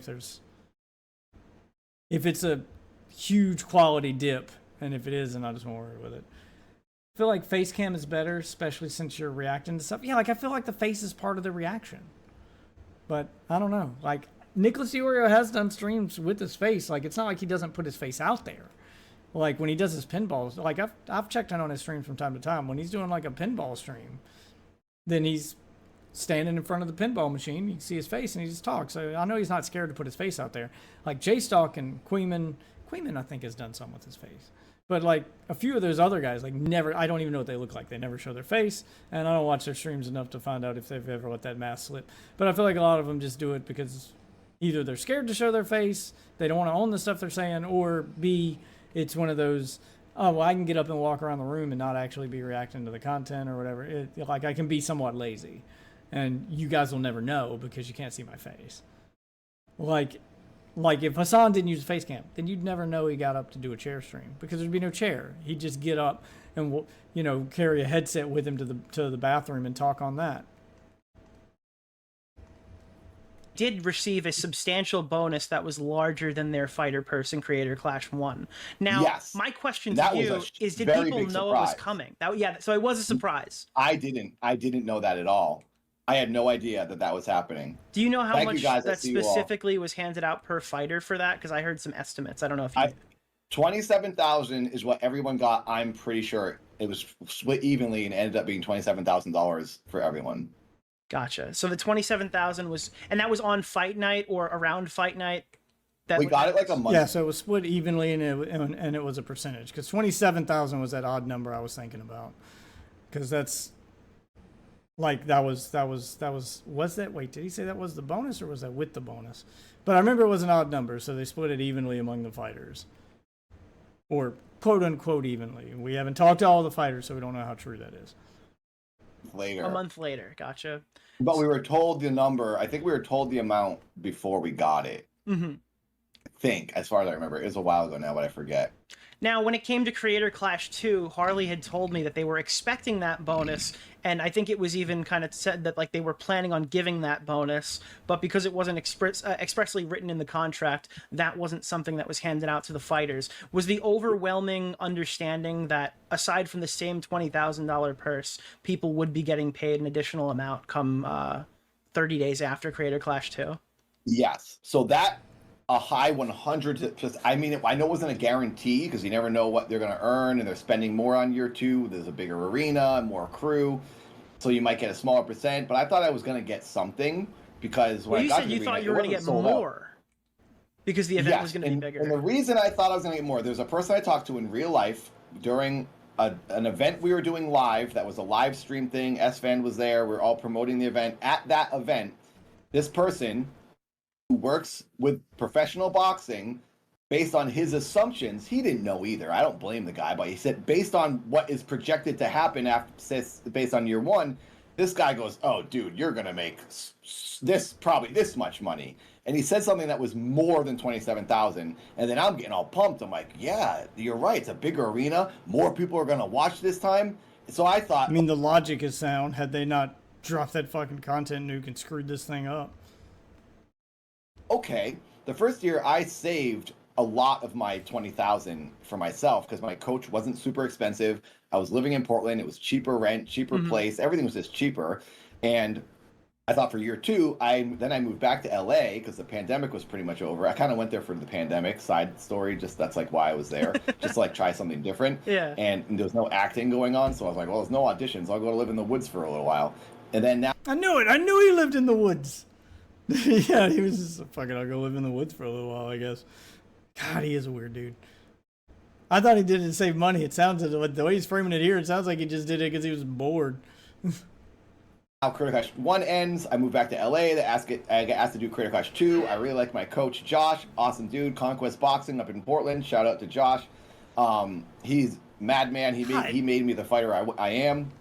Also, shout out to Coach Christo here in LA. Love that guy too. So, Creator Clash 2, I'm like, cool. I'll spend all $20,000 because I'm probably going to get a pretty big bonus. I know this isn't the reason I should be doing it. I should be doing it for charity, but I'm not the kind of guy who's rich. So I'm like, I'll take that money and it will be great. So I take the $20,000. I rented a house, which was over $5,000 for the house alone to stay in Portland for 3 months. I got 2 gym memberships to go to the boxing gym and then to the workout gym with my coach. I paid my coach more this year because he was doing a second year with me. I flew to England to film promos with Belle Delphine.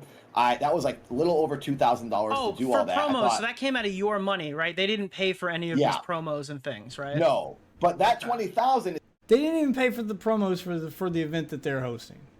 Jesus. It's kind of like, here, use some of that money to make your videos and your music videos and your diss tracks. That's what I was counting it for. I spent every dollar of that $20,000 to film these because I thought it'd be like clickbait, me and Belle Delphine, and it worked. People clicked on the videos and they were like, what the heck? So it worked, but then I spent all the money. I came home, I'm rubbing my hands waiting for that like $30,000 to $40,000. And then Anisa tells me at that party, Mercer Ray's party, oh no, there's no money. It was all spent. You know what? I think something was wrong that night. At the night of the event. You found out at the night of the... Yeah. She is... Who was it? She said that they were actually $500,000 in debt. And then they ended up $250,000 in debt. So they were able to recover $250,000 of it, but they were in debt long before the event even happened. The event? Is that what... Or was it directly after?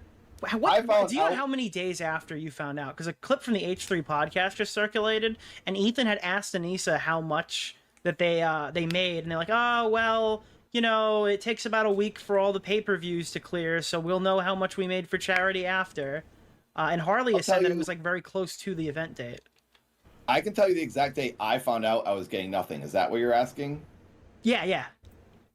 Because I have a picture. The picture from Marisha Ray is archived on my dad's Instagram. When I posted that picture is the night I found out. But it's crazy how our brain remembers things. You remember something that's not even associated with it because, oh, that was the same day I posted this.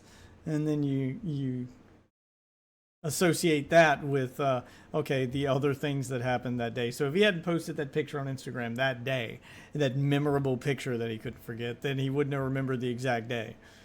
But he just happened to post it that day, and that made him remember, yeah, that was the same day I posted this picture that I can't forget because it was me and Belle Delphine or whatever. Yeah. They may have known before that, and they were just waiting for a lot of it. Because I think Anisa, which this makes sense, she was probably waiting to we're all going to this party. Maybe she'll just tell everyone as she sees them at the party, hey, here we go, this happened. And then she knows she gets like a bunch of people notified that night. Yeah, so the rumor I heard is it was like a Game of Thrones walk through the fucking garden type conversation where she'd pull somebody aside, be like, hey, listen, the charity, it's not, the money's not going to you. Did you ever hear anything about that? Yeah, I walked in the door and I found out basically right when I walked in the door. She told me. Oh, shit. But that I was suspicious that something like this might be happening the night of the event, because there was a moment. So Joji was there, and Joji was like during the Ian's fight. Joji was right next to me at the event, and my friend Yoda and I were like, "Oh man, it's Joji!" So we're like looking at him, and he had like sunglasses and a hat on. And so I'm telling you this because there's a reason I'm telling you that. So he was there. Their fight ends. We all walked backstage, and there was like a VIP room for like Ian and some of the producer people that was just for them to kind of like talk shop, I'm guessing. Yeah. And I went in that room on accident with Yoda, my friend, and as I'm walking in, Anisa goes, "Oh, no, but you can't come in here." And oh shit, he almost walked in on them talking about how much they fucked it up. Like he almost walked in on a bad conversation. It looked like there was a stressful conversation going on in that room. At first, I thought, oh, Joji's there. They don't want people to hound him. That's kind of where he's going to be, like, away from the crowd. Dad's too nice. What I assumed was happening. But now, after thinking about it, I'm like, I think they knew something was going on. You almost just walked into, like, the most insane conversation that will never be heard. Yeah, I think they were like, oh no, no one downloaded it. The event was like torrented or whatever, and things are going. It just seemed like there was a stressful energy going on with Ian and Anisa after, and maybe it was because Ian got beaten up and like lost, and he was emotional and sad, and she was just trying to comfort him. I don't know. I'm only speculating, and I probably shouldn't even be saying this because it's just going to fuel more rumors. But that happened that night, and then when she told me at the party, I thought, okay, you knew. I think it was all falling apart, and they knew it, and now they're just telling us at the party, which I don't blame them for. I'm not mad that they didn't tell me right away. But what was the party like? The gala event that happened after? Like, what was it still while you guys were in Tampa? Or yeah, the party was possibly June 4th or the day before. I posted a picture of us at the party on June 4th, 2023, and I might have, I don't know if I posted it the next day or the night of, but around June 4th is when I found out that I was getting nothing for Creator Clash 2. Okay. If that matters. If that's something people want to know. All right, so you found out about 2 months after, because it was May 15th was the date of the event. Yeah, so like 2 weeks later. Wait, what? No, oh, yeah, I'm actually completely brain dead. Holy fuck, dude. Yeah, so my bad, my bad. I found out. Okay, 2 weeks later. Okay, so that's a week after they were on the H3 podcast. That makes sense. So no money went to Creator Clash 2. What was your kind of thoughts on the amenities? Because you obviously were there for all the parties, galas, stuff. Like, did you think that the comedian, the singers and stuff, do you think it was worth the money now in hindsight, what they used to Definitely not. pay those people, even if it wouldn't have necessarily fixed their $250,000 in the hole problem? I personally don't think it was necessary, but I understand. And now he's gonna put the nice spin on it because Dad's too nice. Two things. I think you can like get excited and get carried away. You want to make the event bigger and better to bring in more people, to then bring in more donations. They don't deserve the excuses and charity that you're giving them, dude. They need to be held accountable. They need to have their feet held to the fire on this. I do think they were really trying to raise money for donations, make the event bigger. But how does maybe a post-event party bring in more people? Yeah, they were trying as an afterthought to this. I'm not saying they weren't trying to raise money for charity, but that was the second thing they were trying to do. The first thing they were trying to do was, feel like celebrities and do their own version of VidCon and all of that other shit that they said. People. This is why I think it would, because you say, hey, Jacksepticeye is going to be there and whoever else is going to be there, then those Yeah, but that's the event afterward. Like, that's how are you doing an event to promote boxing that takes place after the boxing event? That person's fans are going to be like, oh, I want to tune in. That's one more person to see that link, to see that stream, to see that after party stream, to see the pre-party, the event. That's more time for people to have eyes on a donation link. That's good branding and marketing, in my opinion. But also, I will say, yes, maybe that was doubling as some elbow rubbing, and it makes that. I think it was 100% elbow rubbing. I don't think they saw it the way that he saw it as good marketing. Because, hey, if there's people watching the stream on the after party, there'll be more people looking at the donate link. I don't think that many people donated after the fact because they thought the event's already done. Now we're just watching the after party. I think maybe there were some donations to the streamers themselves, maybe, but not to charity. I don't feel like charity got any donations from that party. I would need to see the numbers. Like, at this point, I'm not taking them at their word. Them feel cooler, the event feel cooler. You can't deny that might be a thing, but also I don't think it was a bad idea. But now looking at it, I think for my benefit, I maybe cut back on some of those things so that the fighters could get a little bit of money to guarantee it. Yeah, I think the point of criticism there is that they brought in all of these content creators with no expectations that they would promote the event. And my chat's freaking out because they're like, well, if it's after the event, no one's watching the party, how would it matter? The idea is that they'd bring in these content creators to attend the event, and then they would be promised that there'd be a party after, so that would be the creator's reason to come. But the issue, I think there was a live stream camera during that gala, wasn't there? There is some footage of it, yes. But but like everyone had already. But for that, everyone had already paid for their tickets and stuff. Like, there's not really. It was a little bit self-congratulatory, for the most part. But it was a victory lap when they didn't succeed, when there was no victory. carpet stuff. It's kind of, I mean, it makes it fun. Honestly, that would make other bigger. Oh, it was undoubtedly fun, and it made them feel like celebrities. But I don't think charity was the reason they did it, and I don't think promoting the event was the reason that they did it. I think that's a nice cope, but I'm sorry, Dad, you're too nice. I don't believe that was on their mind at all during it. I believe that was an afterthought. Just like charity for this entire event was a aspect. It was an afterthought. YouTubers maybe want to do it the next year. You got to think like marketing wise, like, oh, this is a big fun event. You can hang out with other. Nothing about this event shows me that they learned or planned ahead from the previous event. Nothing. They repeated all the same mistakes. It doesn't look like they planned ahead at all. It doesn't look like they were during Creator Clash 2 going, let's do this thing because it'll make it easier to do the thing again next year. Like we're gonna, you know, I don't think that's what happened. I just don't believe it.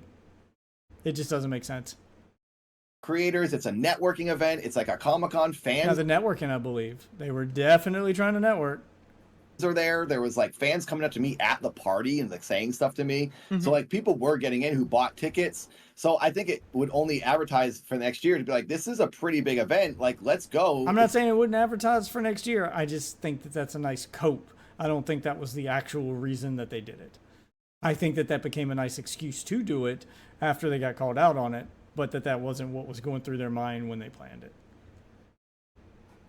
It's becoming like a YouTuber boxing Comic-Con. I understand why to do it, but I also can see why people would be upset about it. So Yeah, it's like, the major point of criticism, though, is that the fighters who are doing it, this is not a direct attack on you, but I think that you'd even be able to testify to this. The fighters that they were paying to promote the event and giving thousands of dollars to weren't really promoting the event. So why would you bring in bigger YouTubers who have no incentive to promote the event instead of focusing on getting the people who you're already paying to tweet about it more and make videos and interact? And I mean, the whole philosophy of Creator Clash is we're going to do boxing without the press conferences, but I think the press conferences bring in the kids, right? When they do those stupid Jake Paul gets slapped in the face on stage things, like the drama, the face-offs, all of that stuff. Like people want to think that people are fighting for a reason other than fun. Oh, this is a friendly match for charity. That just doesn't sell the boxing event. Like you want to believe that these people have a reason to want to beat each other up. Like you want to believe that there's a beef, even if it's a manufactured beef, like pro wrestling kind of manufactured. It still makes it more fun. And if the event's more fun, it sells more seats. It sells more tickets. It's not a hard equation to follow. Like, there's a huge percentage of the audience. When you watch a YouTube boxing match, it's not the same as watching a regular boxing match. In a regular boxing match, all those prelim fights and stuff, those fights have like empty stadiums that they talk to, like that they come in for because nobody shows up until the main card.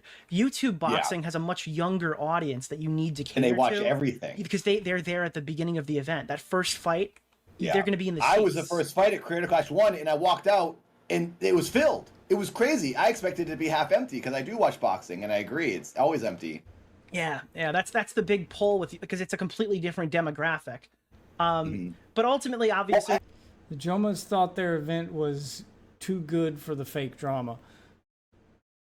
Right, because they weren't really trying to do a boxing event. They didn't want that to be the focus. They couldn't admit that because the dramas obviously would sell tickets for boxing. But they didn't care about the boxing event. They didn't care about the boxing at all. They really wanted it to be like fucking, like their own fucking version of VidCon. And they didn't want like that to be overshadowed by drama. Well, until it's drama that they wanted to get into for other clout reasons. But I'm talking about Creator Clash 2. Like they were trying to keep drama out of it because they don't want like, they wanted it to be this fun VidCon event. Oh, that happens to also have boxing at it. They even admit that at one point that they wanted it to be like VidCon. Like it's very clear looking back on the stuff they said on H3's podcast back before they, obviously like dropped the content cop. Hearing how they talked about it when they were first planning it before Creator Clash 1 and then hearing before Creator Clash 2, it was very clear that it got less and less about boxing. Like the first event seemed to be a little bit more about boxing, but then it got less and less about boxing as it went. that they got addicted to the way that they were. The success of Creator Clash 1 led to the failure of Creator Clash 2 because they got addicted to the way they were treated after that one. They were treated like heroes. That one went smooth as butter. It made money. That one was successful. And people looked up to him. It got them some clout. It got them some content. They got addicted to it. And they wanted a bigger version of that for the second one. And they thought that's what they were going to get. And then they didn't get it. And then they were getting desperate for that clout during the third one, which is why they dropped the content cop. Well, can I make a of course. comment on what you're saying about bringing those celebrity people? Yeah. I think like S-Fan who hosted and Amaranth who hosted, that's smart. They're hosting. They're part of the event. Their audiences will then come and watch to see them. Yeah, that was fine. But like I saw Hassan there. I think the second one at least is like, and unless he tweeted about it and said, "Hey, I'm here," maybe he's not bringing eyes. So like, yeah, he didn't bring any eyes. I didn't even know he was there. I don't think most of his audience knew. So they were already courting their relationship with Hassan back during Creator Clash 2. like just bringing people to have them there, to have them be there, probably doesn't help unless they're like contractually obligated to like promote the event. Like, hey, we're gonna give you a free ticket. You have to like make a video about it. That would be smart. I don't know if they did that. I don't know if they helped didn't. or benefited. Because otherwise, it's just other YouTubers seeing people they've already seen, and like I don't want to see That was all 100% for their own clout chase. Like they did not ask Hassan to do anything for it. I guarantee that. Hassan or anybody. Like, I don't care who's there. Yeah, I think it's also want battle. eyes It's hard on it. to it's hard to battle back if you're Anisa and Ian. Obviously, with this event not sending money for stop charity, running. it's hard to battle back. But it would go a long way if either one of them would just kind of say what you said candidly, you know, and kind of concede that this was a bad idea. But it feels like they threw it Panicking. directly at pirates, something that every other live broadcast has to deal with, instead of, I guess. All their responses Yeah. are like, it's not the gala's fault. We still would have lost money. It's like, okay, but let's reach in here and try to You would figure have lost out. less money. Yeah, it would have lost less money. I think I'm on the line for the gala because I see why it could be a good idea, but I also think it was kind of unnecessary. When the boxing's over, it's mostly over. Like most boxers just wanted to go to their hotel rooms after anyway and didn't want to go to the gala. Mm-hmm. So Yeah. thank you, Rum. I will. There was something else I was going to say about the gala. Because the gala was talked about happening this year at 3, and I suggested to them, to the person behind the scenes, not Ian and Anisa, to this other person I talked to more. That was the one I was trying to get like the 7,000 from, that LA Beast got. Is this I like a said, person from "Can Real we Good maybe-" Touring? Not naming them, but are they affiliated with the company that runs it? Yeah, they're affiliated with that company. Okay. And I was like, I can't say anything bad about Real Good Touring. This event, I think, pulled people into a world that they didn't plan on being in, and it became a disaster that they couldn't contain. Real Good Touring is a very good touring company. They have set up countless tours from YouTubers. I went on 2 of the tours with the Game Grumps. They were run so smoothly, so well. Everyone got paid. Everyone's pumped. The audience is happy. It's just so wet. They're a good company. Creator Clash, I think any company would get like crap for being involved with it, because this just like an unearthly. So do you disaster. disagree with like Anisa's position that it was essentially, she kind of shifted blame and said it was more their fault and they're taking the blame for it? You think no, they did it right? Okay, so Anisa saying all this stuff to like sort of deflect and defend, I don't think she's making stuff. I do believe her in a way, because I feel 2 ways about it, which is I'll try to explain, I guess. I don't think she's talking about Real Good Touring. Well, I think she's talking about, and so maybe she can't say it, Live Nation. Why I was convinced to do Creator Clash 3 was Live Nation's involved. They're going to handle everything. You don't even have to make promo videos, which is why I think you didn't see promo videos this year. Oh, sorry. I think my alerts are loud. Thank you, Rum. Thank you for these donations. I really appreciate it. Thank you very, very much. The reason I think Anisa is saying this, because what the fighters were told and what I was told, and this is what convinced me to do it after an hour conversation of really not wanting to do it. They said Live Nation's going to handle it. There's going to be tickets sold. They are huge. They're going to reach out to everyone. Live Nation I haven't even disconnected them yet. Live Nation is connected to my dad YouTube account and my Nathan YouTube account. They were connecting to people's Facebooks. Okay, so that gives them kind of a pass. I do think they still should have been asking their influencers to influence, but they seemed to think that Live Nation was going to be handling all the promos, so there was no need to ask the influencers to do promo. I still think if you wanted to get as many eyes as possible, you should have done both. Promo handled by Live Nation, and it's tied to, he said that it had access to his accounts and stuff, so that means that it could have been posted to his channel for him, but regardless, like, it should have been both. It should have been promo done by the influencer themselves, and then promo done by Live Nation. So you're hitting two fronts, because I'm guessing Live Nation more focuses on people outside their audiences, but you can definitely hit your audience by making your content. When I think Live Nation, I'm thinking stuff like TV commercials, like trying to get a more general kind of audience. People's Instagrams, and they were going to run ads against everyone's audiences, like organically, for the event. So basically, the YouTubers didn't have to make videos this year, which is, I think, why you didn't see a lot of them, because we're like, oh, we can relax. So I'm for just gonna let Creator them Clash 3, advertise. after the event failed... Yeah, I think that was a mistake. They should have made them both do it. I mean, it was definitely a mistake. Obviously, the event failed, but they should have made them do it even with Live Nation doing it. They should have just did both. After the second event had failed, they came to you saying, hey, here's the good news. You don't even have to promote this year. That was how they opened up with it? When I was proposed Creator Clash 3, the conversation that was said to me was, yes, you don't have to rely. And also, I can only reach so many people, and that was always the thing. I was like, I always felt guilty for how small I am, because I really wish I could bring big numbers, because I really want everyone in the world to see this. And if I was huge, all you would hear is videos about me boxing, because I know I'd be hitting numbers. So I went easy this year, because I'm thinking, well, no one's going to watch it anyway, and they're going to do it. They're going to do the work for me. Yes, I was told Live Nation is going to do a lot of the heavy lifting this year. So that is what I think Anisa is saying, because I think we were all told that. The people at Real Good Touring and the fighters. Because that's what Live Nation probably said, that's what we do. This is our thing. We do events. We advertise for it. I really feel that's what Nisa's saying, but maybe it's a little bit of Real Good Touring too. But like, Real Good Touring can only advertise so much. They're an organizer. They organize the event. They don't do the advertising. The YouTubers advertise and Live Nation advertises. But then I think because no YouTubers advertised, because everyone thought Live Nation was going to do it, if they were thinking what I was thinking, then we dropped the ball, because Live Nation I don't think did anything. And no one advertised because we thought we didn't have to. Yeah, well, there were people So finding I out on started my scrambling. stream with Harley that there was even a Creator Clash 3. Yeah, people didn't know it all this year. So I don't think Anisa's wrong when she says it was already failing. I agree, because I counted physically by my hand. I had like this whole image. I counted literally every seat in the arena. It took me a couple hours to see what was selling. And then Ian was like, oh, don't look at that. That's inaccurate, because Ticketmaster does tricky things. And then I'll actually show you what. Wait, what the fuck does that mean? Don't look at Ticketmaster. They're going to misreport stuff and falsely advertise? Like, what are we accusing them of here? Tickets sold. Wait. So yeah, So you had reached out to them and asked, like, okay, before we get to this, because I want to come right back to this point. We talked about Creator Clash 2. We talked about Creator Clash 3. What was kind of assured to you specifically moving in that made you feel confident in coming back? Because I want to establish Creator Clash 3 before we get into those details. I will come back to that. Like, why did you come back? What made me come? Yeah. Because for the slim chance that I would make some money. Because at that moment in my life, I didn't have anything else going on. So I was like, well, may as well try to make some money.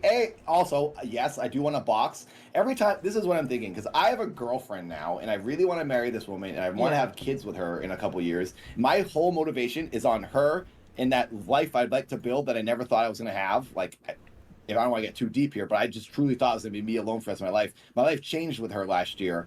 And now I'm like, okay, I'm doing this, because if I do this, if I do a third match, it puts me back on the radar. I'm back in the conversation. What is this Instagram you've posted? My Discord here. Oh my God.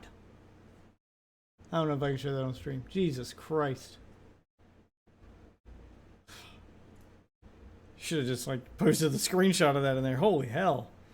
I can't unsee that, son. Jesus Christ. For those of you watching the VOD or watching the live stream and have no idea what I just looked at, this is the kind of fun stuff you're missing in Discord. Stuff I can't show on stream. Or I'm not sure if, I don't know, I probably could show that on stream, but Jesus Christ, dude. Conversation of YouTube boxing. I ups my price for if I do Misfits someday. I wanted to get a trilogy done with Creator Clash. I have this undefeated trilogy at Creator Clash because I really thought I was going to win. First round knockouts, never dropped around. Yeah. 3 times. Now I can probably ask for $100,000 like Alex Wasabi from Misfits. I'm giving myself a paycheck, so I will do this. I'll take a hit with Creator Clash, not make a lot of money, because I'm going to make even more on a place that isn't for charity that pays big bucks like Misfit. Yeah, so what I said he was planning to do in his other one, like he found a way to put this training to work, and then he stopped caring about Creator Clash and focused on that, which was smart because you do deserve to be paid for this, Dad. You put the work in, probably more so than any other boxer on that card. So I was waiting to get Creator Clash done, then jump to Misfits with a bigger paycheck. That is what I'm thinking, and then that will help me put a down payment on a house next year. I had this all planned out in my head. I know it's delusional, possibly. I'm chasing a carrot. It's not a guaranteed, but it's all I had for. No, it's a solid plan. You put the work in. You've got the track record to prove that you bring, A, you put butts in seats, and B, you've got a good win record. And just looking at you box, it's obvious that you're going to put up a good fight. You're going to put on a good show. So it's a solid plan, and it makes sense. At the moment, I had nothing else going on besides my low-viewed YouTube videos. So I was like, I got to do it. I have to do this Creator Clash thing. And I tried to get as much of a guarantee out of them as I could. And he couldn't say on the phone, I can guarantee you're going to get anything. He goes, I can't say that because we don't know what's going to happen in the future. Oh, did we lose you? What if the arena blows? Well, you can guarantee that you're going to get X amount of money, like your sign-on bonus. Like your agreed upon being paid amount when you sign the contract. You're supposed to get that regardless. The bonus is must be what he's talking about afterward, where you've got no guarantee that you'll get anything beyond that. Which, okay, yeah, that makes sense because the event's got to do well. It's got to make the money for that to happen. Up, or what if someone the main event dies? What if we all get COVID again? Which it did. No, obviously. You can't guarantee it. So when he said that you do have a better chance this year of getting some money out of this than you did year 2. Because Live Nation is now attached, there's a better chance it be a hit. So because Must have been before he made the content cop. Live Nation was involved, I said, all right, I'll do it. They're professionals. And I saw them. They linked to my YouTube account. I saw their name in there. I was like, all right, this is going to be a slick machine this year. And I think that's what Anisa thought as well. And then it didn't happen. But I will say, until she ran that train off the tracks, it probably was a well-oiled machine and was set up, especially if Live Nation's involved. It sounds like they had a better setup than the second one. Like they weren't lying. They did have. If they had Live Nation, everything, it wasn't perfect. They still made a lot of the same mistakes, but it sounds like they had a better setup anyway to be successful had they stuck with it and actually put the work in. But they didn't put the work in. They made the same mistakes as last time, same venue, same everything, and then just halfway through said, "Fuck it, I'm gonna do YouTube drama so I can chase my career with Hassan and court his audience." And through the entire event under the bus to do so. I still think... I think you need to be putting more blame on them. I still think you're too fucking nice. The content cop was a dumb idea. There you go, thank Live you. Nation and the biggest promoters in the world are promoting this. Why? Not a dumb idea. Catastrophic, dude. That single-handedly tanked this event. And anybody who thinks otherwise is being way too charitable to both of them. That is definitely the reason that it failed. The sole reason. It may have had a chance of failing before, but that chance but it had no shot of succeeding after Content Cop. Like, that's what tanked it. It had a chance of succeeding before it. I'm not saying it definitely would have, but it had a chance. Content Cop ruined any chance it had of succeeding whatsoever. Why would you do something that could hurt at all the event, especially when you know it is failing? And my complaint, which is what he really thinks, and he's just. You can tell Dad wants to say that, like he's so close, but he's also nice, so he's not going all the way. About that is, why did we never find out that it was already failing? If you knew it was already failing, why didn't you tell us before you made that video? And True. Why didn't you say, hey guys, the event's failing, we should probably just cancel it, and now we're going to put this video out so it doesn't matter? Like, why wasn't that told to us? Then maybe all of us marketing people, all YouTubers who are basically because they were getting 34% of the profits, and they were hoping it would at least make something so they could get free money while being hands off. That was the original plan, and then as it spiraled further and further out of control, they gave up on that. Marketing people, we've marketed ourselves forever. Maybe we could have helped this situation and blasted videos out. True. The two Minecrafters could have gone bonkers, and we could have saved the event instead of burying it deeper. So I don't like that excuse, but I do think it was failing before. Yeah. Did you have any reservations with Creator Clash 3 specifically about like the charity aspect at all? Were you worried about like kind of going through that whole process again? Did I have reservations for Like the charity the aspect? charity aspect, because it didn't go through. And like in Creator Clash 2, there was a charity event where no charities got any money. Were you kind of nervous that that could happen again, I guess? Yes, I was that a nervous about factor? everything. Was that But like a factor in decision making, I guess, when it came That was time? part of the conversation I had. Yeah. Yeah. When I was on the phone, I was like, okay. And then he said, well, we're not doing multiple charities. We're just going to do one charity, one link, streamline it, which I think was a smart choice. It made it easier. But did you it was a know little that there was no complicated. percentage of the money for the charity in the ticket? No, I didn't know how that was working, honestly, until it all like started. Everyone started talking about it on the internet and like ripping. Yeah, it. because when you call it a charity event, everybody assumes that means that a portion of the proceeds go to charity. That's usually how charity events are described. A portion of the proceeds will be going to charity, blah, blah, blah. And that's what people say. That doesn't mean I put a tip jar at checkout, and if you want to, that's not a portion of the proceeds. That's just a donation. The event apart, I had no idea that it was basically Creator Clash was a commercial for a link. Yeah. Where it's like, we're going to do a boxing event, and we're in that boxing event is going to advertise to tell people to go click on a link and give their own money. I didn't know Would you go that. as far to I say also that it's didn't not really a charity event? It's a Yeah, I for-profit agree event? with that. I agree. I personally think you shouldn't even mix the two. It's a novel attempt. I wouldn't say it's a bad idea. Oh, It worked the first year, so why not try it a second time? Sure. It can work, obviously, because $1.3 million was donated the first year. So I think it's a novel idea to do it, but I think now it's been proven it's too complicated. Don't bother and just do it for profit. What a bitch. But and tell people to go donate somewhere if they want. But yes, I thought the third year was going to work better because it was just the one link, one charity, easier to focus on. People won't get as confused. The second year, I didn't know what was going on. I didn't know it wasn't working out until it was all said and done. I was like, it was all confusing to me anyway. And also, I heard Moment is the streaming company that actually broadcasts the pay-per-view. Mm-hmm. What I heard, when I got nervous and I had this hour-long conversation, the reason I had this hour-long conversation to convince me to do Creator Clash 3 was because of these two things. I heard Moment from year 2, Moment was the broadcaster. Everyone got around their safety protocols and they were able to rip the event and like torrent it or whatever, watch it in Discords because they didn't have blockages where like But you know DAZN and there's other no way to networks- present like no way to really prevent people from watching on Discord, right? Like you could watch a UFC. Yeah, that was always going to happen.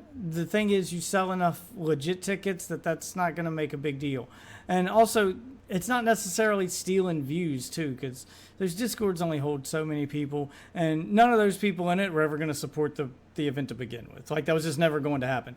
The more animosity she created with the drama, and the more people that they rally against them with their, stupid beef with Ethan, the more people get motivated to steal from them as a fuck you to them, the more enemies that they make. So they definitely added to it this time, but I would even say that this time there probably was people who like pirated out of spite that may have bought a ticket otherwise had they not done that. Fallen fans, as H3 would call them. There was probably some of those. UFC event on Discord, and you can get away with that. I don't know if you've ever seen those websites where you can like watch wrestling and boxing on other what is it called? What is that website? It's, Daily Motion. People will link like boxing events on Daily Motion, and if the broadcaster has a good I don't know what technology they use, but they can see when people are ripping it and they can shut it down within minutes. And it's like a constantly refreshing Yeah, but thing you can't do where it if they're, it's in a like, Discord down. server because they're not in the Yes, servers. Like if you you're can't sharing do it with that. 200 people, right? And Yeah. like, they also threw this number. It was like somewhere between 1 and 3 million people. They have like I don't even know where they could possibly get a metric like that to say what it was. But Yeah. but my big question is why do all the pirates come out for Creator Clash 2 then? How much money did Creator Clash 1 lose? Do you think they just got good at pirating? Yeah, I have a suspicion that there was so much troll activity. Yeah, there was plenty of pirating during Creator Clash 1. Like, that's always going to happen, and that's the point. Everybody liked them during Creator Clash 1. So no one's pirating out of spite. More importantly, people are buying stuff to support them. When you lose that support, the pirates are still going to pirate. But now you're people who would have watched it and to support you didn't come there to support you. So they either A, didn't watch at all, or you turned them into pirates because they did it as a fuck you. So best case, they just didn't watch. Worst case, you created more pirates. Like literally no one benefited from your drama with Ethan except you. Except you, because you guys got views and now your names are being talked about all over the internet and you've got the support of a new audience. Yeah, that was 100% for, they just didn't care about this anymore. I'm sorry, there's no universe where I believe that they gave a fuck about this event after a certain point. And sort of hate from certain online people for a year or two, and I got a lot of hate from people. Like I got attacked hard and it was very unfair, and I don't even want to get into it. It's a whole side thing. Sam Hyde was like really lousy to me, and I think he decided. Oh no, the white supremacist who hates Ian is going to be really nasty to anybody who's being, at least somewhat charitable to Ian. No, you don't say. Easy target. He picked on me. He said I was a rapist. He said all kinds of horrible things. Jesus, it was a really bad year for me, and I think he was just. I think I was there for that. Didn't Sam Hyde say that on that space? He said it on a Twitter thing. I wasn't there. I just heard the audio later, and then people were in the Discord were like, "Bro, what are they saying about Dad?" No, I think I was literally there. Like, I think I was in the. Yeah, that was lame. And then I had to DM the guy, be like, "Can you please stop bullying me?" And he goes, "Okay." I was like, "This is insane. This is so stupid that this is happening." So yes, it's all very high school. Please don't bully me. Okay. I think that was lousy. I think he's a lame dude, but like whatever, I get. That's his bit. He does stupid crap like that, sure. But like it was that attention and that crowd, and then the Froggy Fresh people started getting angry. So I think the negative support was like, let's tear this down. And I think that's why people that purposely stole it more so than the first year. I think there was a lot of energy of like, screw this event. They're not letting some people in. We want those people in. We're going to actively ruin this. And that I think is what, in my opinion, I don't know, because I don't know the inner workings. It's interesting of the technology. that because I understand your argument, and even if that like is the case, I know Anisa has gone out of her way specifically to say like, I don't think the Froggy Fresh thing had anything to do with this, but you do drive a good argument saying that some of these people may have bought tickets before and they chose to pirate the event anyway, and that would kind of that would kind of be a roundabout way of her conceding that argument. And it was a really big movement. There was a lot of people upset with the event, so I think that it was part. Also, there's going to be like regular people who just don't want to pay for things. Sure. They're going to watch it for free. Yeah, the expectation is there are going to be people who watch this event who never would have paid for it. That doesn't necessarily make it okay. Yeah, that's everything. That's every event. That's every video game. That's every movie. That's every TV show. It's just how that works. There's just going to be some people who refuse to pay for things, and you don't have to, like, you just have to not factor them in because they don't matter. Because even if they wouldn't have pirated it, they still wouldn't have bought a ticket. So they're literally a non-issue. Okay, it doesn't make it okay they pirated it though. It just added that those people on top of the people who are hate stealing it. I think that's what killed it. Thank you, hate stealing. It's a much better term than what I use, but you get the idea. In my opinion, and then when I'm telling for year 3, Moment was the company that didn't have these protocols to like shut that down, but like DAZN and other companies do, and they're good at that. Then I hear year 3, Moment's going to be the broadcaster again. I thought, why? Why don't you guys just go through DAZN? Wait, like, go you through knew the person that who does this. You guys knew they were going to go through the exact same company? Mm-hmm. That's crazy. Because, they came out and they had said all this stuff. You knew this, they knew this. They were going to run it back again with the same potential piracy issues, and they were going to run it back in Tampa. They said they weren't going to do Tampa again. Yep, and that was my second reservation. Yeah. That was my second reservation, was when they said we're going to do it at the big... we're literally going to do the exact same thing we did this year, but last year. But this year it'll work, I swear. Your arena, I thought, what? And I don't think I'm a marketing genius, but I would think, go do it in a VFW. Do it in the Yinling the first year. The first year was perfect. It was 10,000 people. If you failed the second year, we didn't even fill up the second year. Why do you think you're going to fill up this year? That was dumb to me. That was just dumb. I don't know who decided on that. Well, they had come out and publicly said it was a mistake to go to Amalie Arena, and then I see it pop up, and I'm like, this event's fucked. Like, this is insane. I thought the same exact thing. Because they can't help it. Their ego's big. The big arena makes it feel like a big event. It makes them feel bigger than they are, and that's what this was all about. It was about them feeling like big big names, big celebrities. They got this big venue. They got all. Yeah, it makes it feel more real, guys. And in my conversation, I was like, don't you think maybe they said no because Live Nation's involved, it's gonna do bigger and better, and they felt. I think Live Nation convinced all the people, Real Good Touring, all the PR people, everyone, Ian and Anisa. I think they thought, well, we have Big Brother here or whoever. Did Live Nation, is that the company that invested in the event, or is that separate? Because I heard they had a large investor that created it. I don't know if. I don't know about a live investor. I just know Live Nation is like the touring company of the world, and they do like all these events, and I think everyone's like, this is great, we have them attached, we're gonna be fine. And I think people expected it to not go because of that company. Ripping back quickly to the actual ticket sales, do you feel like Creator Clash, the event, and some of the people who were involved in it, either intentionally or unintentionally, kind of misled the people who were buying tickets for this thing? Because I mean, you're telling me you didn't know that the actual ticket sale, right? That there was no component in that going to charity. Jayla Ray had also said that. Harley in my stream came on. We're talking about year 3. Now we're talking, Harley came on. He had said the same thing, and it sounds like a lot of fighters found out from like my live stream that there was zero charity component coming from those ticket sales. I didn't know that. I think I found out the night we did the boxing when I realized how it was working. When we did that, the live stream where we were punching the punching bag is when I started realizing. I think around then I was like, oh, so it's just a constant live link, and you can raise money now. That's, I think, when I realized it was happening. I did think, well, maybe that's better. Maybe that we have the whole 8 months to lead up to get people every day. There'll probably be a few dollars donated as everyone tweets about it and whatever, makes a YouTube video about it. I thought. Do you think the event did enough to make it transparent, though, that the event was for profit with like an additional? I call it the GoFundMe link, but yeah, it kind of is. It's really Ian did a Tiltify charity after Creator Clash 2 to like fix it. After the first one didn't make any money, right? This is just that, but from day one. It's the same thing. Like, yeah.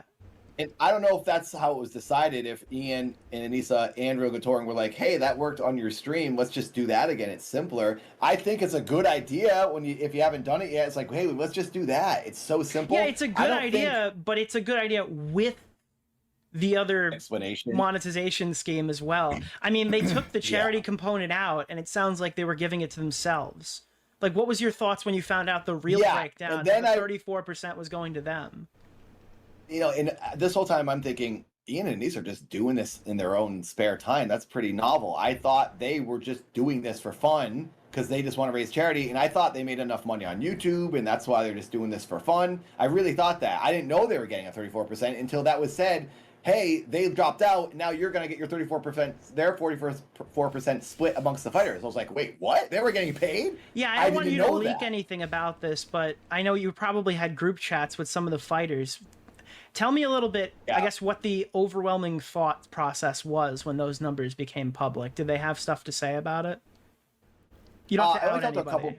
I only talked to a few people. I didn't talk to a lot of people this year. This year felt a lot less like isolated, and there was no like camaraderie. Like the first year was crazy. It was a huge party, everyone's friends. It was awesome. Year 2, everyone's friends again. Then the Froggy Fresh stuff kind of like made us feel weird. I understand why people defended Anisa in there. I even did so too, and people yell at me now for it. But like in the moment when you're in that bubble of like this friendship and it's all a big party, I think the natural instinct is to defend the people who are putting this event on and be like, why, hey, dude, why are you being weird? In hindsight now, I think, okay, maybe, you know, it was a little unfair of everyone to do that to Froggy Fresh, but it was weird in the moment. That's a whole side story. I didn't mean to get into that. But no, it is crazy. Like Anisa's mom was throwing shots at Froggy, and Froggy's responded with songs. It was probably a very tense time for people who were financially tied to the event, right? It felt like, hey, now you're trying to ruin it. Now we're all trying to box still. Please don't ruin this for us because you made a mistake or you did something that was like not agreed upon. How did he go? I think maybe,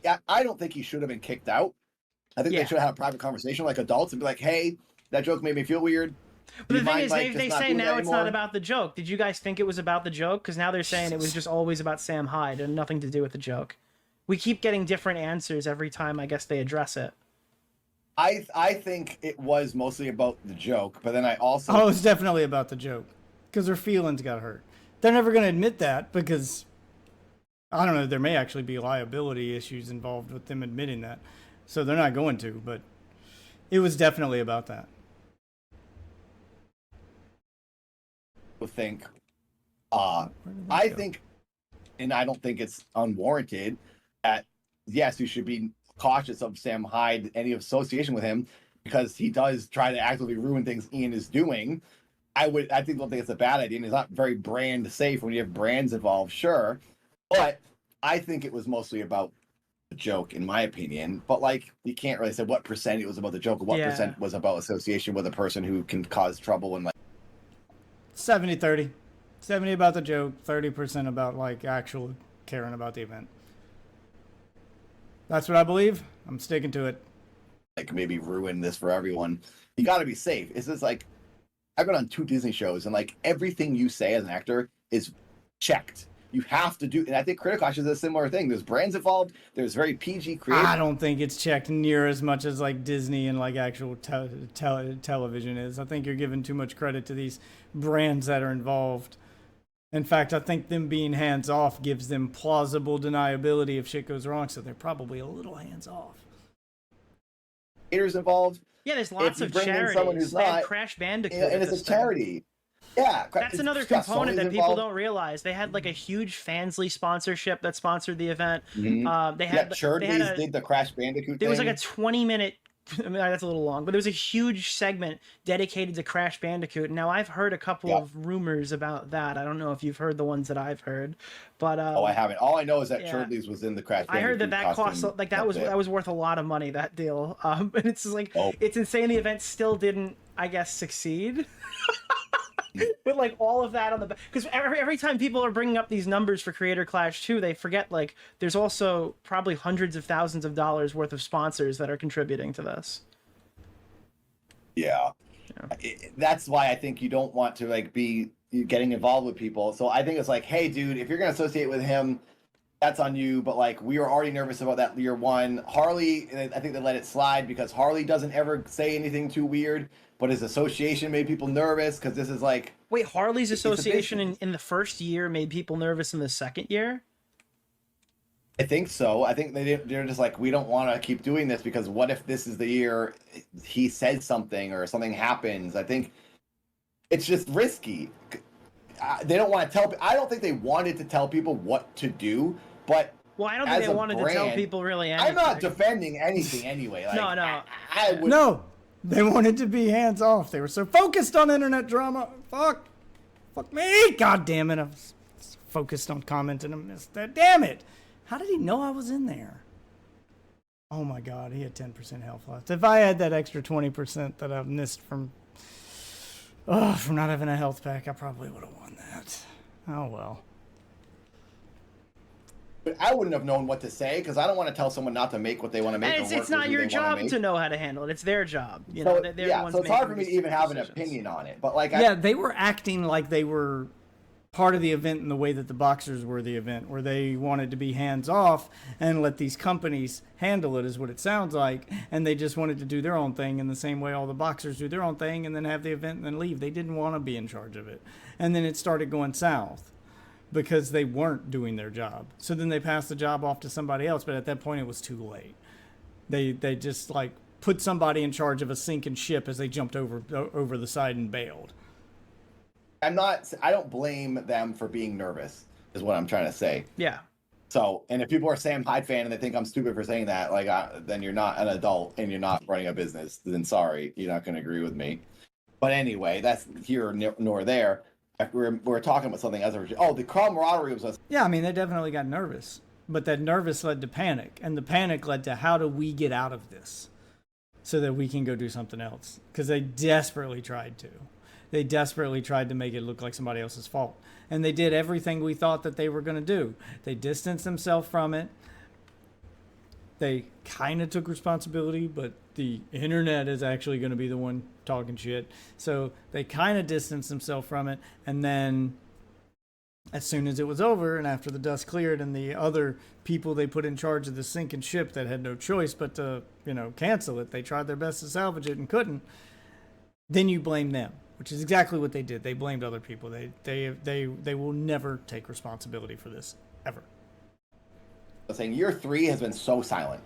because I think everyone's like, is this going to happen? I don't want to get too excited, and I don't really want to make a video because they said Live Nation's handling it. So there was a lot less just conversation between the fighters this year. So I only talked to 2 people. And what was, you asked me, what was the consensus amongst the fighters? Yeah, what did the fighters think when that 34% number came out and they'd realized that the charity component was going in their pockets potentially? Obviously, it didn't happen because they didn't survive long enough. I know particularly that one person was very pumped, just like I was. We're like, oh, this is great. Now we're going to make some money. This is cool. Wait, no. I'm talking not about the part where it was distributed back. Just the fact that like Anisa and Ian were taking 34, and then they all, I guess, because you guys didn't know they were getting that percentage. Nobody was like, "What the fuck?" Yeah, I guess I wasn't even like, "What the f?" But I was like, "Oh, they're making money. I didn't know that." But it's been such a disaster at this point, and you're hearing so many things, and you're getting so confused, and you just want this thing to happen. I don't think most people are like, "Okay, that was happening. Sure, I guess." Like I honestly for us, didn't by really the way, the way care. the audience was looking at that being like. But the audience was looking at that being like, holy shit, wait, so they took the charity component out, they put it as a GoFundMe, and then 34% were going in their bank account, and then Idubbbz makes his video saying, well, we were going to donate it to charity, but we were doing it on the honor system. That just sounds crazy to me. I wouldn't... Yeah, it's 100% cope. There's no way they were going to donate all that money to charity. I'm sure they would have donated a little bit of it so that they can save face, but... they were definitely trying to line their pockets, which is why they waited as late as they did to finally bail out. If they didn't have, I thoroughly believe that if they didn't have that 34% cut thing written into that if they didn't have that coming, they would have bailed out long before they did, because they just didn't want to be part of that sinking ship anymore.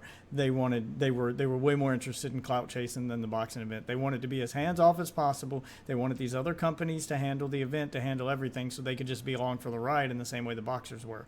But they couldn't do that. They were supposed to be in charge. And then as it started to fail because they weren't doing their jobs, they probably would have bailed then. But they probably had a little discussion behind the scenes where they're like, well, we could bail now, but then we don't get our 34%. Let's see where this goes. Yeah, and then they just kind of sit on the sidelines and watch for a minute. And when they realized it wasn't going to go anywhere profitable, then you bail and give it to these people who were dumb to take it to begin with. But they tried their best to save it and couldn't. And then when it failed, you get to blame them. I think that was the series of events that led to what happened. People found that out and this event succeeded. I think it would have been a mushroom cloud type fucking explosion argument over this entire thing. I think it's probably good the event didn't make it that far. Otherwise, people would have been asking a lot of questions. Yeah, I was surprised. That's all I remember feeling was like, oh, I didn't know they were getting paid at all. But hey, that's a bonus for me. I think I was more focused on like, cool, I'm going to get a check and I can actually go get this house someday with my girlfriend. Yeah. And buy her an engagement ring. I was probably being selfish and thinking about that, but like I was surprised and didn't know they were getting paid. Mm-hmm. But I don't know what anyone else was thinking. I didn't really talk to anyone about that. So gotcha. Yeah. So back to specifically Creator Clash 3, there were a lot of like weird antics and hijinks behind the scenes. We've touched on a few of them so far. And the one that you were about to talk about was people were posting screenshots showing the event had barely sold any tickets. And you had approached Ian directly about that, and he gave you an answer saying, like, Ticketmaster is deceptive. Yeah, that was because I was nervous this whole time about the ticket sales. So I was like, I got to count every ticket. And I went and physically counted every ticket that was sold on the picture of the arena. And I made a mark on every one I had. It took me hours. And I wrote, okay, 137 sold in this section, 137 in this section. And then I like added them all up. And it was about 4,000-ish tickets were sold. And then that's when they were blocking off the top at that point. So then it was like, we only need to sell 10,000. Did they ever tell people why they blocked off the top? Because, by the way, I had friends who bought tickets up there. And they were like, contacting the Creator Clash thing. No, they didn't. They didn't tell them anything. So they're contacting like the Creator Clash account. They're like, hey, my friend wanted to buy a seat. So they didn't even tell people they sold tickets to, that they were closing off their seats and moving. Like they just literally were as hands off as possible. Yeah, no, my theory is correct. That is the series of events. That's how it happened. I'm sticking to that. A couple of things away and it's grayed out and it's not sold. Can we buy it? And they're like, sorry, we have no information for you at this time. They never got to that point. They were just like, am I going to sit in an entire empty section? I'm kind of oblivious to a lot of that because I wouldn't like buy a ticket myself, and I never really heard what was being said to the audience. And I guess they're just trying to like, save face, and then they're also trying to just like put everyone down below so it looks more filled up, which is probably what you do at most events. You just like black out. Because I remember year 2, there wasn't a lot of people up top, and they just turned the lights off up there, and it felt really filled up. So I thought, okay, maybe we can just do year 2 again with 10,000 people, because at that point there was 4,000 tickets, which is almost half of the arena sold. And that was in March, I think, is when I did the camping trip, and Ian told me this, because then I said, hey, I counted all the tickets, and it says it's 4,000 sold. Interesting too. So the March camping trip was like very shortly after the Ethan Klein call out stream from H3. So he was getting ready for the content cop all the way back then. Oh yeah, definitely. I called it during the last video that we watched where he said he was talking about it. Yeah, and wasn't he talking about it during Creator Clash 2? Oh no, because Hassan was there during Creator Clash 2. So this was in the works. Can't really prove it during Creator Clash 2, but Hassan being there, and then all of the series of events that we have leading to the content cop, that's not a fucking coincidence. No, it's not. There was some influence going on there. How much, I don't know, and how far in advance it was being planned, I don't know, but it definitely wasn't just a spur of the moment, thing. It was being planned months in advance. Yeah, I think so. Wait, Sarah, Anisa and Dad should have just been transparent. I don't know what people want me to be transparent about. I didn't know anything that was happening. I didn't say anything because it wasn't my job to say this. I wasn't running this event. I don't know. I'm hearing people are upset with me. I hope people aren't upset with me. I have the same stance. I'm never going to get angry at someone for an unnecessary reason. I will say how I feel, and I feel I'm pretty diplomatic. I'm not going to just trash on Anisa for random reasons because everyone wants to hate her. I'm very annoyed with this person as well, and Ian. But I'm not going to be annoyed for just because it's fun. That's the bit. I will be annoyed for the right reasons, and I am. But I'm not defending anyone. I'm just saying, hey, I think they made these decisions for this reason. I wouldn't get sorry too worried I'm not about as mad chat. as everyone wants me to be. Well, chat's going to assume they're like informed on everything to a level that maybe you're not, and like that's not. Oh, Sarah meant Ian. Okay.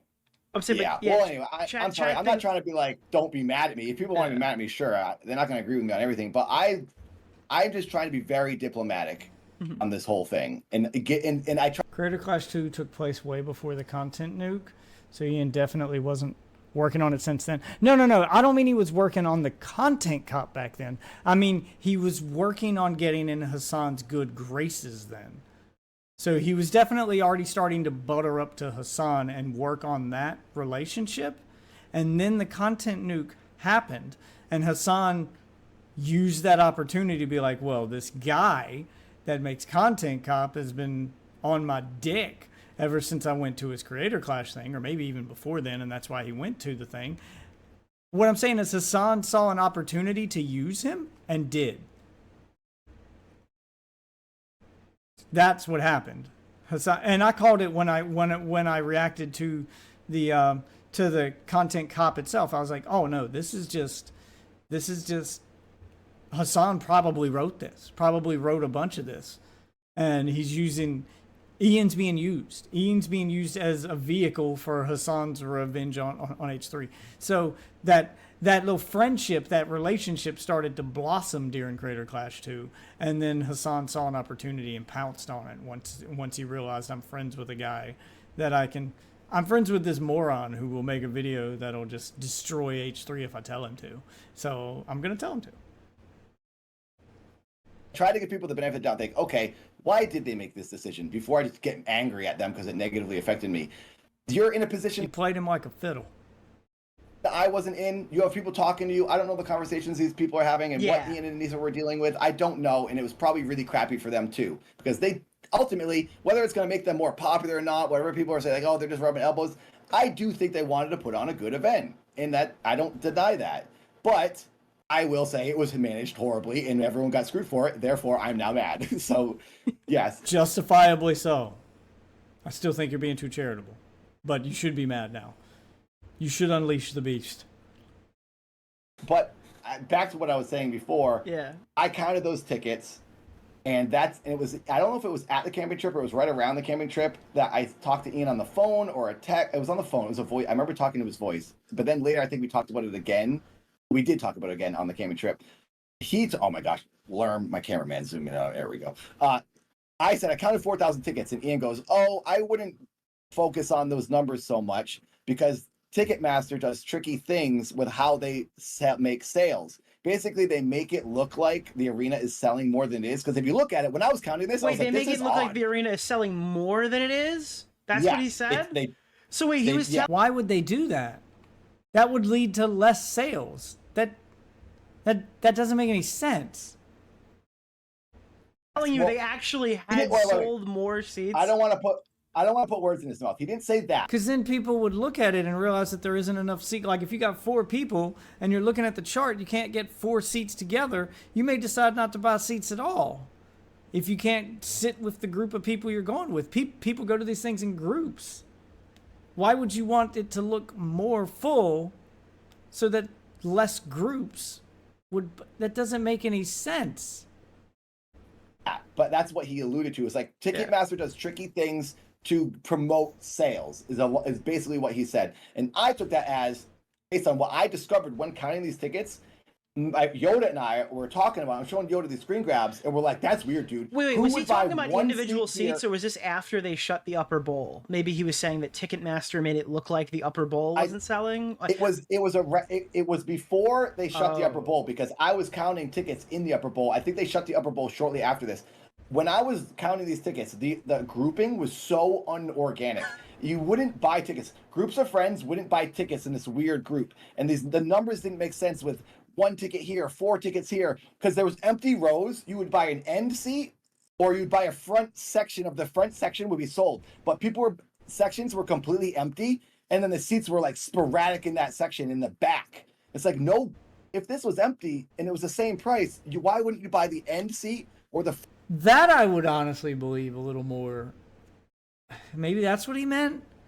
So like if they got a section of seats, he's saying like Ticketmaster will make it look like a bunch of seats in the back have already been bought, and they'll kind of sporadically fill those out so that you don't get a bunch of group seats together.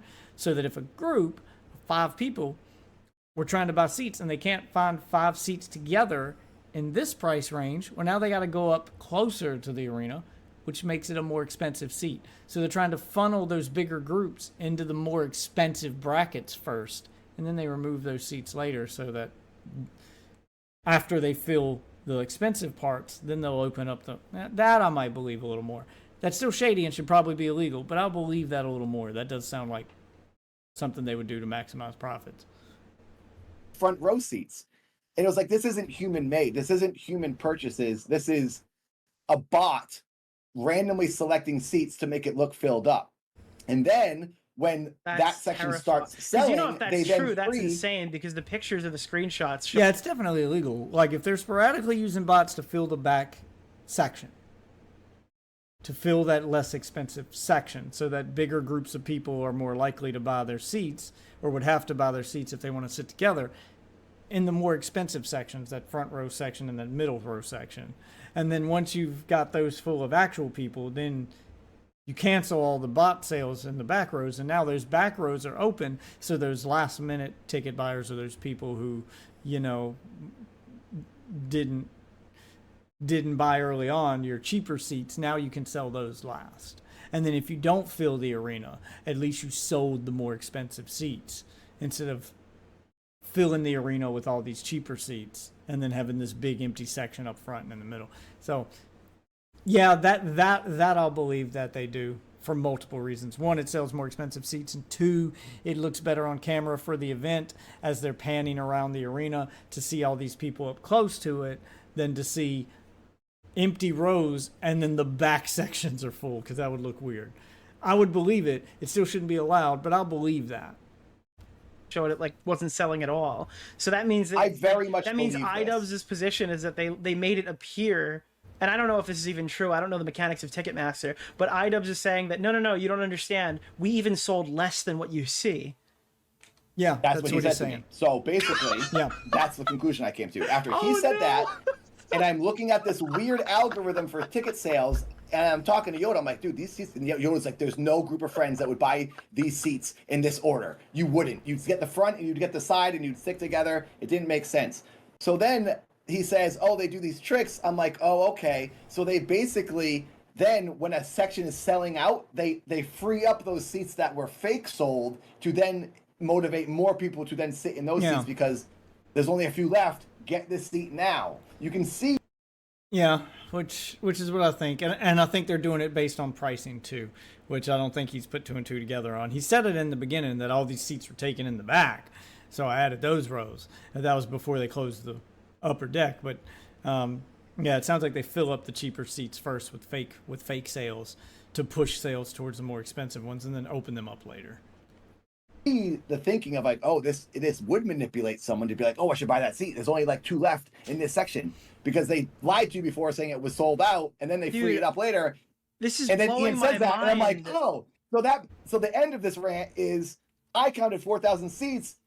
That means there's even less sold because a bunch of those aren't real people. So there's less than 4,000 seats sold, and we're like 2.5 months from the event now, and we have to sell 10,000. We're at about 3,000. That's when I started freaking out. And I said to Ian on the camping trip, I said, I said to him, I said, hey, so how are ticket sales? Because we were talking about the tickets again. And he goes, it's not, he said to me and Ren from Corridor, we're all jogging. The documentary crew was there as well. Part of the reason we were doing this camping trip was the documentary crew was looking for any reason to film us doing stuff. And my coach was like, I want to do a trip. And I said, I was like the #1 guy talking to this documentary crew. I set up so many shoots myself with the documentary crew because the documentary crew and I became friends, and they were just like, hey, can you reach out to Jay LeRae? Because Jay LeRae wanted to come out to LA and train with me. So I'm messaging Jay LeRae to get her to come to LA for the documentary crew. I'm messaging all these other fighters telling Ren, hey, documentary crew is going to be here on this day. Can you guys be there? I got Alex Wasabi there. I got a bunch of people to come to this one training. So he's literally doing their job for them, as he's doing most of the promotion. He's the only one doing most of the promotion. He's the only one taking this shit seriously, and he's even setting up, getting people to come and like handling like none of this shit was his responsibility. This is shit they should have been overseeing and doing, especially since neither one of them is boxing in the events. They've got what else are you doing with your time other than starting beef with Ethan? Wait, you had to get Alex Wasabi to show up to the event when he was the co-main? I had a text chain where I was organizing the whole thing for these training nights. What the fuck did these people do? Yeah, what did they do? Where did the percentage come from? Wait, they were going to get 34% of the money and you were getting like the... Wait, why? I mean, I'm a very eager person, and I am just wanting to help out. Starting to sound a little gullible, but eager's a good word. I want this event to do well, and I know if the documentary crew films, this is my selfish thinking. If Alex was that documentary they didn't even end up making, icing on the cake. He's there, and all these other YouTubers are there. It's good for the documentary, and it's also another moment in the documentary I won't get cut, and it's more advertising I have to then guarantee me a shot on Misfits. And then you're kind of like spiritual brothers with Sam Hyde. You're both inside of an Idubbbz documentary he had no intention of actually releasing. You guys have a bonding moment now. That's another reason. Actually, I forgot about this. This is another reason I think less people were advertising because we were told there's a documentary You're Eskimo crew. brothers. He fucked both of you over. That's crazy. Well, Sorry. Sam also effed me over personally when he said really crappy things about me and he didn't know me as a person. Dad's not getting the joke. So that was lame. But I understand what you're saying. Kaoken, you freaking idiot. I have someone in my chat, Kaoken is spamming donations. Thank you, Kaoken. I appreciate it. I'm not doing that. Hey, if you guys want to do that in my chat, that'd be awesome. Just saying. See? Makes for good content. No takers. We do have a goal we still haven't hit. Good form of spam. That's good spam, you know? Yeah, Kaoken donates a lot, but he also says the same thing over and over.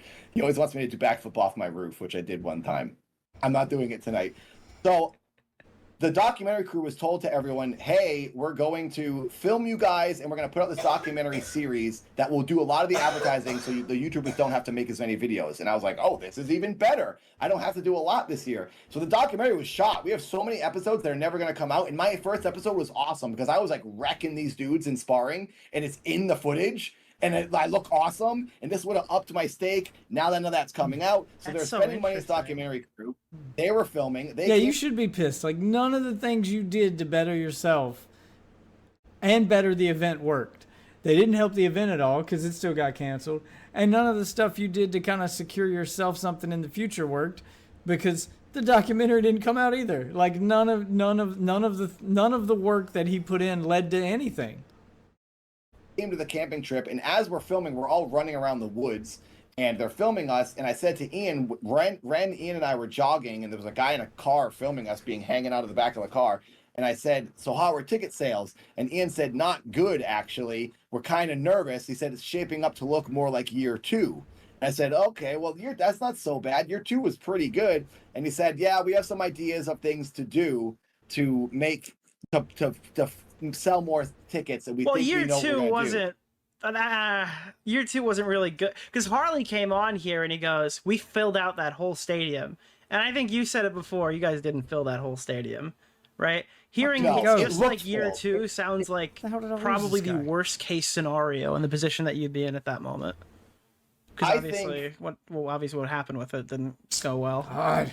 It didn't sell out. That was obvious. You could see the empty seats up top. I saw them, but I do think it looked full, and it was just the top. I'm just saying that year section that 2 wasn't probably full. should have been a slur. Like that's like you don't want to think- hear and those words uttered anything close to the next event.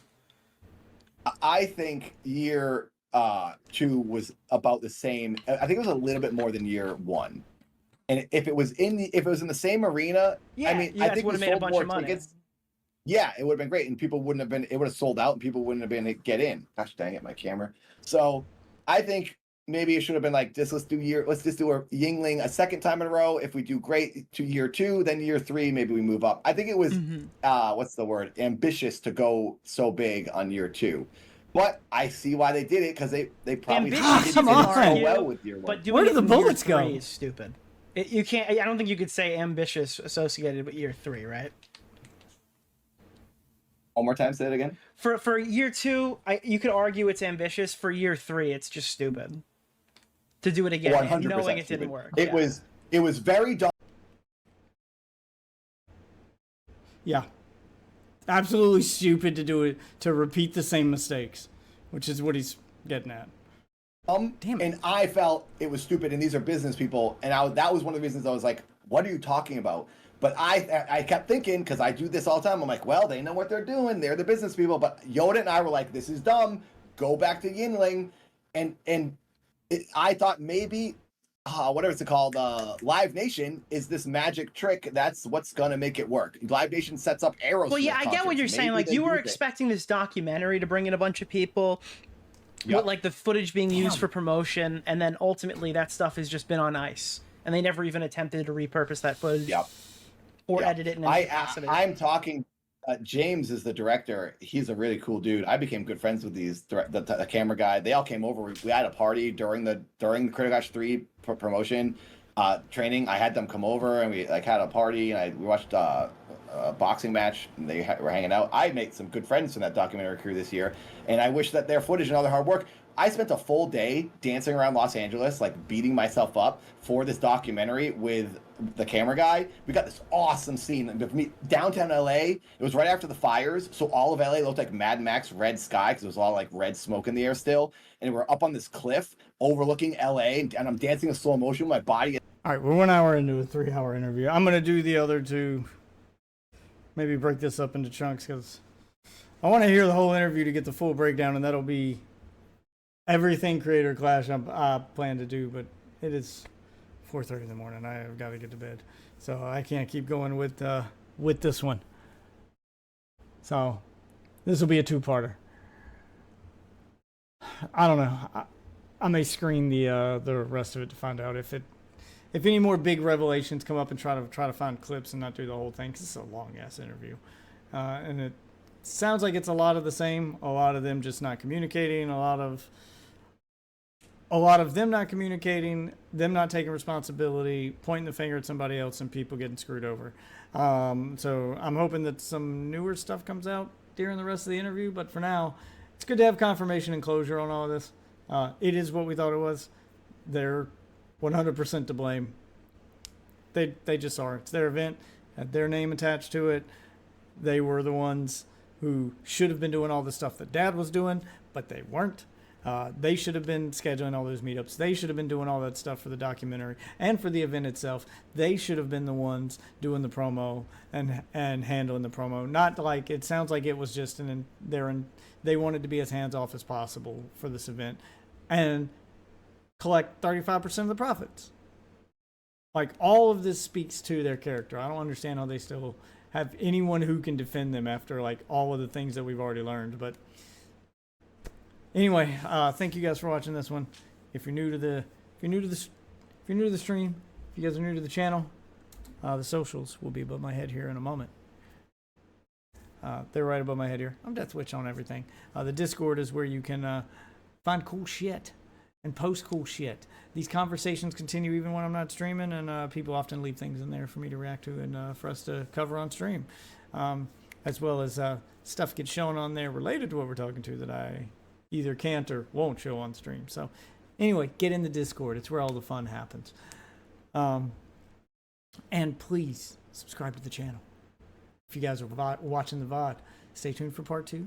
We do these streams every night at roughly 9 p.m. Pacific Standard Time. But be sure to subscribe to the channel. I'm trying to hit 1,000 subscribers so I can finalize my monetization on YouTube. So help me get there, guys, please.